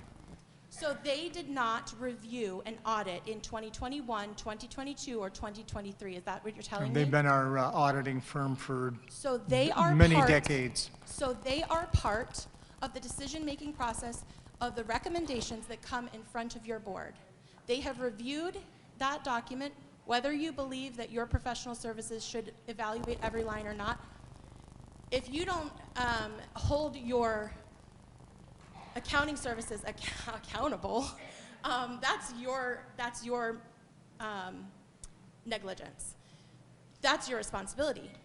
I understand you don't review every documentation. You are receiving information that comes from the auditor, goes through the administration office. They're saying, signed, sealed, and delivered, we believe this is the best possible package. You receive that packet of information, including copies of those budgets, that you are supposed to review as a board. You are supposed to review every agenda item that comes through, every line item, and you, as elected members, I'm sorry, that's what you are, every single member, and I'm so disappointed that we don't get to hear from all of the people that we have elected to serve on this board. I understand Robert's Rules of Order, believe me. I understand that you don't need a chaos situation. You're creating more chaos, unfortunately, though, because you are misrepresenting this board by not letting any other opinions or knowledge base speak. There are at least 2 members of this board, 3, I believe, possibly more, that have backgrounds in education. You have a superintendent sitting next to you. That's his sole responsibility, and I'm sure that he has opinions and thoughts on some of these matters that have been brought up today, but you're not letting him speak. You're also not holding your accounting firm responsible for things, and you're not considering other options. And we are telling you, we as the people are telling you, we want you to consider, no, rewind. We are telling you that it is irresponsible to continue using the same auditing service to audit the problems that exist that they have already approved. You need to have an independent audit firm review that information and verify it. That is exactly why I asked you if you have a third-party audit or if you have any other type of audit going on. And I'm telling you that I understand that you make policy, so you have the ability to say, no more changes are going to be made until we know the answers to these problems. You have the ability to say that. I understand you don't want to make decisions for Dr. Dignan or for any of the other administrative staff. However, you're telling us that you're being transparent, and that you don't have a plan just yet. You're working on it, but there is already a plan in action. Why are changes being made before you understand the full scope? It's the administration's prerogative to make changes with personnel in order to accomplish the goal of the school district without the president of the board telling the administration how they should administrate. So I just don't know any other what way to happens say when it. changes are made currently that are not in line with the end result goal of this board whenever you get all of Well, the then the information? administration will be held responsible for it. So additional changes will be made after the fact to Well, contradict like the I changes say, that were already made? you're asking me what happens if changes are made in contrast to the policy of the board? Will the board consider implementing a policy that requires competitive bidding for all professional services? Absolutely. I will hold you to that. Well, sure. Absolutely we Will will. the board consider hiring an independent auditing firm to evaluate the results of this audit to ensure accuracy and to ensure that there was no negligent things that happened with relation to Plant Moran? You mentioned the police and other entities. You should not be making any decisions by Thanksgiving without doing all of your due diligence before that date happens. Okay, but I disagree with that, but So certainly. you disagree with due diligence process? I disagree with a carte blanche stoppage of the administration's ability to make changes until such time as we know exactly what we're dealing with, because in spite of this problem that has to be dealt with right now, we are still running day to day a school district, and the administration needs to have the ability to move its personnel around to accomplish its So goal. I'm actually not referring to moving personnel around at the moment. Okay, but you said a couple referring other to- things, and I want to address that. When you said, will we discuss like a forensic audit or something? We've already discussed that, and it hasn't been put to a vote or a decision, but several people have said that, and in fact, I've said that, because before this is all put to bed, I think everybody needs to know exactly what happened to make sure that there's not some recoverable loss here. You know, if it was Plant Moran's mistake, that's actionable. You know, it wasn't, but if it was, that's actionable, and we have to know that, and we at least have to eliminate that from possibility. Sir, But I no wanna- decision's been made yet. Excuse me for interrupting, but I need to clarify. You are saying two different things at the same time. You are saying you don't know how it happened, and then you are saying it is not X's problem. It is not. Well, the whole issue. thing was discovered by us, and it was pretty evident that work that a professional would normally have done just didn't get done. Now, let me finish. If you're auditing this particular area and you're a professional auditor and you know that the person that's been doing the work, I think that because I don't know, that, you know, there's assumption that this work is correct, that the addition and the subtraction and everything's been entered properly, and but I really don't know to the extent. I have my suspicions, but I think, as you say, it has to be definitively established. It does. Yeah, that's my thought too. And it is important that you go line by line. It is important that you hold your CPA firm, your accounting firm accountable for that. It is important that at this point you do not make a further decision related to, I understand that you have day-to-day operations to run. However, your comment that you're going to come back at the end of November after Thanksgiving with results or more information and more understanding. However, you have not hired an independent firm. You have not looked into forensic audit. You have not talked to the police about any nefarious acts that might have or may not have happened.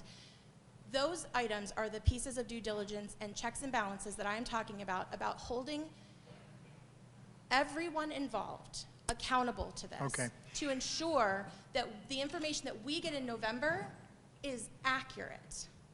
And Yeah. so that you're making decision based on accurate information, and in November, at the end of November, we're not sitting in front of you again and you're telling us, I don't know, we didn't do that yet, we still have to look into that, et cetera. Meanwhile, we're still making massive cuts, organizational changes, cutting budgets, making changes that affect students over and over and over again, with very little information, with very little time, with teachers receiving the information at the same time that parents and students are receiving that information, and having to balance the mental health of those students in that classroom based on a conversation that they have a week, 2 days, to explain to that student in that classroom that's been relying on them for years that they're no longer going to be there. And I understand that change has to happen, but it has to happen in a manner that serves the best interests of both those students and teachers, that is shared knowledge, shared communication, that is actually open and transparent. And while you're saying you're being transparent here, President Cox, you are not, because you have stifled the voice of the rest of your board, who are elected members serving this community. They have a right to speak. I can see it in their faces, their nods, their body language. They have opinions, they have thoughts, they have expertise in some of these areas. You are not the person who controls Wayne Westland School District. No, that's true. That's true.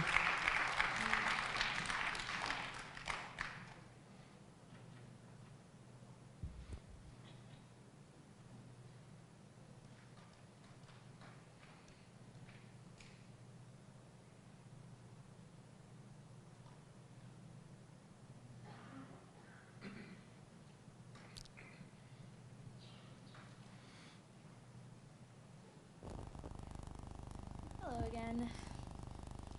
I'm not a perfect speaker. I demonstrated that earlier when I forgot what I was saying in the middle of the thing. I don't have great emotional regulation. I have ADHD, and so you can see what I'm thinking right on my face usually. But I hope if I was up in that seat, I wouldn't be rolling my eyes at people. I hope I would talk to them like adults. I hope that I wouldn't be contradicting myself and just steamrolling on and pretending I didn't. And I really hope that I wouldn't be trying to foist all the blame onto one person and essentially just verbally subtweeting them up here, saying, oh, it's this one person who isn't in the district anymore, she's the one who did it. Because I work in a first grade classroom, and that's not what we teach our first graders. We teach our first graders to accept responsibility, or at least hear the other person out, or at least have a conversation about it, where we're not just saying, it's their fault, it's their fault, it's their fault. I get 5 kids at a time coming up to me and saying, this person did that to me. And I have to tell them, okay, stop. What are we gonna do? We're gonna talk this out. We're going to talk to each other calmly. We're going to respect each other and, you know, not roll our eyes at each other. And we teach our kids to give people a bug and a wish, which means you say, it bugs me when you blank. I wish you would blank. And yes, I'm going to give you one right now, because if you're going to talk condescending to us, do I need to treat you like a first grader? It bugs me when you talk condescendingly and you roll your eyes and dismiss what people are saying by talking over them as you request. Please don't talk over me, please let me finish, and then cut people off. It's really frustrating, and it makes me feel disrespected and not valued. And I wish you would please be a little more professional and talk to us like we're adults. If you need clarification on a question, ask for clarification. That's fine. Please don't cut us off as you're asking for us not to cut you off. And if people are cutting you off, then yeah, that's on us, and we shouldn't be doing that, but neither should you. So please, I'd like to be treated like an adult. I was not angry or upset when I walked into this room. I was defensive, yeah. Was like, oh, I really don't want to hear like that we don't know what's going on or that we're all getting laid off or whatever. I was defensive, and I'm sure you guys are too. This is a hard job, and I don't want it. I do not want to be on that stage right now, or ever. But I lost my train of thought again. I'm great at this, clearly.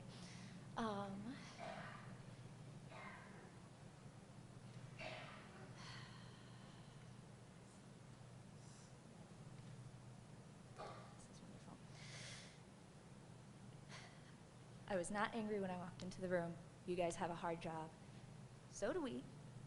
And the thing that I am frustrated with and upset about now is not our budget, it's not about what happened, it's not about what will happen.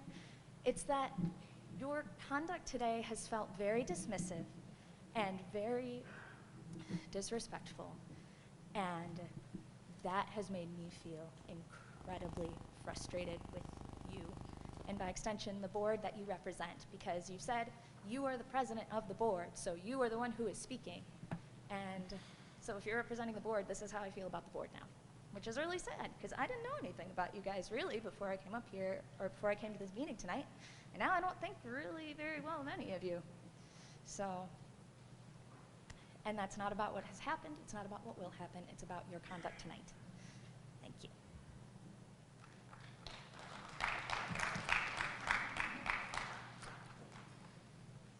Anyone else wish to address the board? Okay, seeing that, we'll move to next item on our agenda, which is 179.24, review and recommendations, members of the Board of Education. Ms. Abney Mitchell.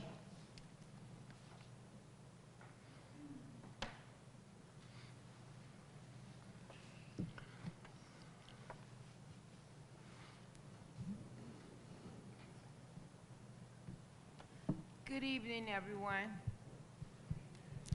And thank you so much for speaking and sharing your concerns and your thoughts. I do apologize that I wasn't able to speak or answer any of your questions, but it seemed to be a lot of confusion about the board's position here. So what the board do, we supervise, we hire and fire the superintendent. We supervise and work with the superintendent. We do not create the policies. We get a package before our meeting, and the package tells us what the meeting is going to be about. So we do not go over the budget. It's a lot of things that we do not do. We get a budget, we go to a finance meeting, we learn about the budget. But a lot of our work is, you know, saying yay or nay to different things that the district needs. It's not, we don't work on the budget, we work with finance. Like a couple of the board members is on the finance team. So we meet every month. We have professionals that tell us their recommendations. And yes, we get a package and we go over the package. But that's what a lot of things that we do. So it just seemed to be a lot of miscommunication of what the board does. As far as the teachers being transferred and laying off, that's not one of our jobs. We have no say in that at all. But I wish everybody luck that applied for the available seat. And I look forward to working with, you know, you all. That's why I'm here. Thank you. Ms. May. Clean it up. This mic together. Good evening. I'm actually going to keep my comments short. I'm going to say thank you all for coming out this evening. Thank you for your questions. Thank you for your concerns. Things that I'm walking away with at this point is that I hear questions around process, questions and concerns around communication, two areas that we definitely need to improve in. Yes, I have a lot of thoughts. I need to take some time to get those thoughts together, and so I'm going to keep it short tonight and just say thank you for coming out. We hear, or I believe we hear your concerns, and I'm hearing around process and communication at this point in time. So thank you all again. Thank you, Ms. Hines. Yes, I'd like to thank everyone that came out, and I'm so proud of my students. I mean, you guys are fire. I definitely appreciate you coming to talk about what you guys believe in. So keep up the good work. I definitely I'm glad to hear, you know, your concerns of what's happening in the district, because as board members, we really don't, you know, see the everyday processes of what goes on, you know. So, you know, thank you for letting us know about your concern. And for clarification, we do have a policy on procurement. Like, legally, we do have a policy on that to protect us, you know, because that's under the policy committee. So we do procurement the proper way. Legally, we do. So, yeah, just want to clarify. And like I said, I definitely understand mental illness. My son went through that with the COVID. You know, he went through you know, he was a good student, went straight E's. You know, he went through a terrible depression. I definitely understand suicide with the children, because my son went through that, you know. So as a parent, I do sympathize with the students. I definitely understand how, you know, precious it is to make sure we take care of our children with mental illness, because it is, you know, and then even when it comes to, you know, having a teacher, I definitely understand having somebody they can relate to. I told the board, like, when my son was in high school, I pulled him out of Glenn to put him over at the Wayne Weston Community High School. It was difficult, but they specialized in social emotional learning. So within that year, my son went from straight E's not to graduate to all A's and B's and graduated on time and went to a trade school. So that's something I'm really proud that the district does, you know, look at to help our children, you know, to be better and have different, you know, skills and different opportunities and, you know, careers. So like I said, I went to Wayne Memorial, graduated. I love the district with all my heart. Everybody knows I'm a little crybaby sometimes, because this is my family. Like, I love you all. Like, I love my staff, my students, you know, my board members. And, you know, we're a family, and we're going to get through this, guys. We're going to work together. We're going to come up with solutions. We're going to get through this. We are Wayne Westland. Hello, people. We're going to make it. We're going to be powerful. We're going to make it. So, like I said, we just all have to just work together. This is a little hump we're going to get over, but we're going to be mighty, and we're going to get over this, and we're going to get right back to normal. Thank you, Mel. Dr. Weaver.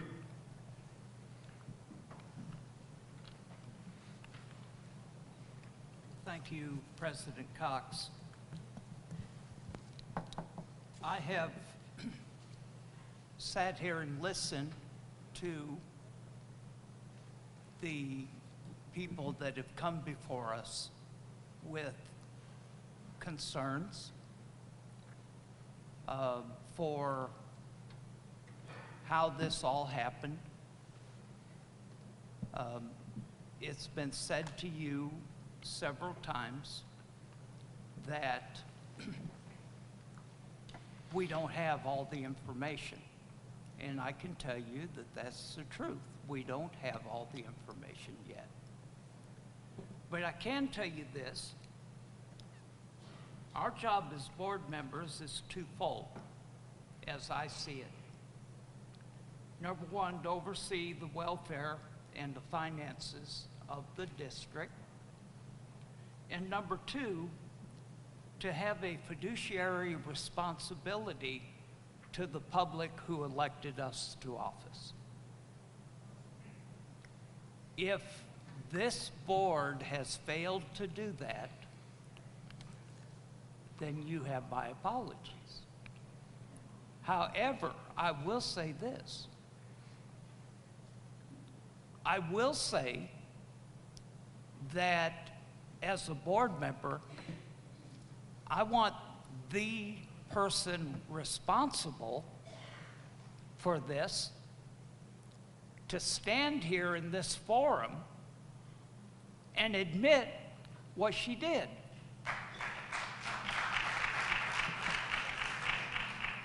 It's not my fault she's not here tonight. She went to another district. I want her to admit this. But that's not within my purview to demand of her to do. So I'm just trying to say that, you know, she moved on to a different job and left us to pick up the pieces. So we can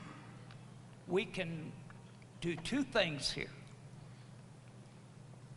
We can point the finger, and we can accuse, and we can continue to go on with disinformation, or we can work together to fix this. And I hope the community will work with the Board of Education to fix this. Thank you. Chief Neal. Thank you, President Cox, and thank my colleague for those comments, Doctor. I appreciate it. Congratulations to those of you who have lasted this long to allow the rest of us to say a word or two. We don't have a gag order. I know you would like to have queried each and every one of us, but quite honestly, our answers are the same as the President gave you. It's not complicated. We know there's a problem, and we know we have to come up with solutions. We know that. And we've been talking about that. And we know some of those things have to happen very quickly. I will tell you that, like my fellow board members, when I found out what happened, I was incensed. I felt betrayed. Someone who I had trusted had done something so horrible as to affect all of us in this way. All the employees, the students, the parents, and the board, our supervisors, were all severely affected by this. Not as bad as if someone had stolen the money, I suppose, but misplacing it was just about as bad in its effect. I'm one of those people who thinks something more seriously should happen. And it isn't a first-grade thing to say somebody over there did it, because quite honestly, it's not like the dog ate my homework. In this particular case, we had a CFO who made a horrible, horrible mistake. I like to think of it as a mistake in a way, if I'm trying to be forgiving, but I'm not quite that forgiving. She's done something that's horrible and left. She's gone elsewhere. I don't know, the timing seems to be interesting that she's gone elsewhere, and here we all are pointing fingers and throwing stones. I would like to have a poster on the wall so we could throw stones at the poster, but it won't solve our problem. Like Dr. Weaver says, we do have to work together to make this happen. And it is a complicated budget. I know some of you have suggested, well, by God, if you're on the board, you need to know each and every line in that budget. There's thousands and thousands of lines. There's not a single one of you who would be on this board who would have gone through their budget. By example, the auditors take weeks and weeks to go through the budget. By example, our new CFO needs time to figure it out. She's working diligently. And when you ask, well, why don't we have a third party? Well, in a sense now we do. You see, the one who did it took off. The one that's there now found it and is now looking at exactly what happened and where the heck that money is and how big is the number. You ask yourself, well, why are we doing something now? Why don't we just wait? Well, unfortunately, we can't. Why can't we? Because it's a really big number. All you're going to find out in a couple of weeks is whether it's 17 million, 18 million, 19 million, but you won't find out that it's 1 million. You're going to find out that it's a big number. And it's a big number that has to be addressed now. Why now? Well, because the amount of money we have in our reserve is floating right there, just above the 5% that the state is waiting to jump in here for, to take over. And if we wait until everything is known, then we can't make the kinds of changes that you would expect us to make if we were responsible for making those financial decisions to save the district the pain of all that. I grant you, this doesn't make any of us happy. None of us are happy. But we will stay here and work on your behalf to make sure this comes out as good as it possibly can. I know all the answers, we don't have them all right now. I hope just being here and being able to throw stones at us is cathartic in some way. But we will work to make this better. And we will work to try and make sure that there's the least amount of harm to everybody here involved, whatever that may be. We do care. We really do care. Thank you. Thank you. Dr. Dignan, do you have some final comments before I adjourn? Yeah. First of all, I want to thank everybody for coming out, but more importantly, again, this is gut-wrenching. And I know when we put our kids first and band together and work together, we're going to come through this. Leadership's about adversity. I wasn't hired here for the good times. I was hired to deal with adversity and come up with solutions to problems and working with others. We will put our kids first, align our resources to make sure that they fit the student outcomes. The other thing is to treat people with compassion and empathy and care, and we will do that. Again, the window is short, as Mr. Neal talked about. The decisions are going to be hard, but we will make those decisions and move our district forward. And again, we're going to work with the people here in our community to get that done. When we get the number, again, we're unpacking the budget right now. What the audit did is it shows us our financial reality. We're unpacking it right now, and as we unpack it, we'll have a better, clearer understanding of what direction and some of the things we have to do. When we make moves or do anything like that, we're going to communicate it to you, because I'd expect the same thing in return. I once was a teacher in a classroom. I've been an administrator, and throughout my career have kind of worked through up that chain a little bit. But again, teachers do come first, but most importantly, it's our kids. This is all about our kids. So the reason I got in this profession, and I think everybody out there got in this profession, was to service kids. So again, we're going to get that done, and working together, we'll get through this. Thank you, Dr. Dignan. I'd like everyone to know that if I fell short tonight in trying to explain where we're at, I apologize for that. I will try to do better. And I will be forthcoming with information as soon as it's known so that you know.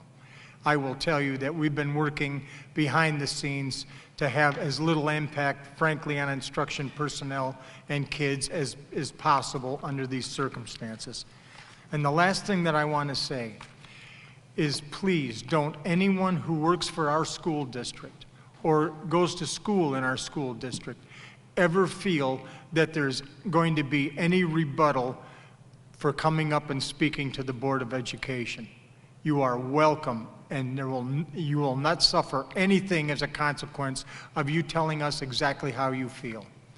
And I'd also like to say, I've never turned down an invitation to the classroom. So if you want to invite me to the classroom, just send it. And with that, I will ask. Motion to adjourn. So moved. Move. All in favor signify by saying aye. Those opposed, no. The ayes have it. We are adjourned. Thank you.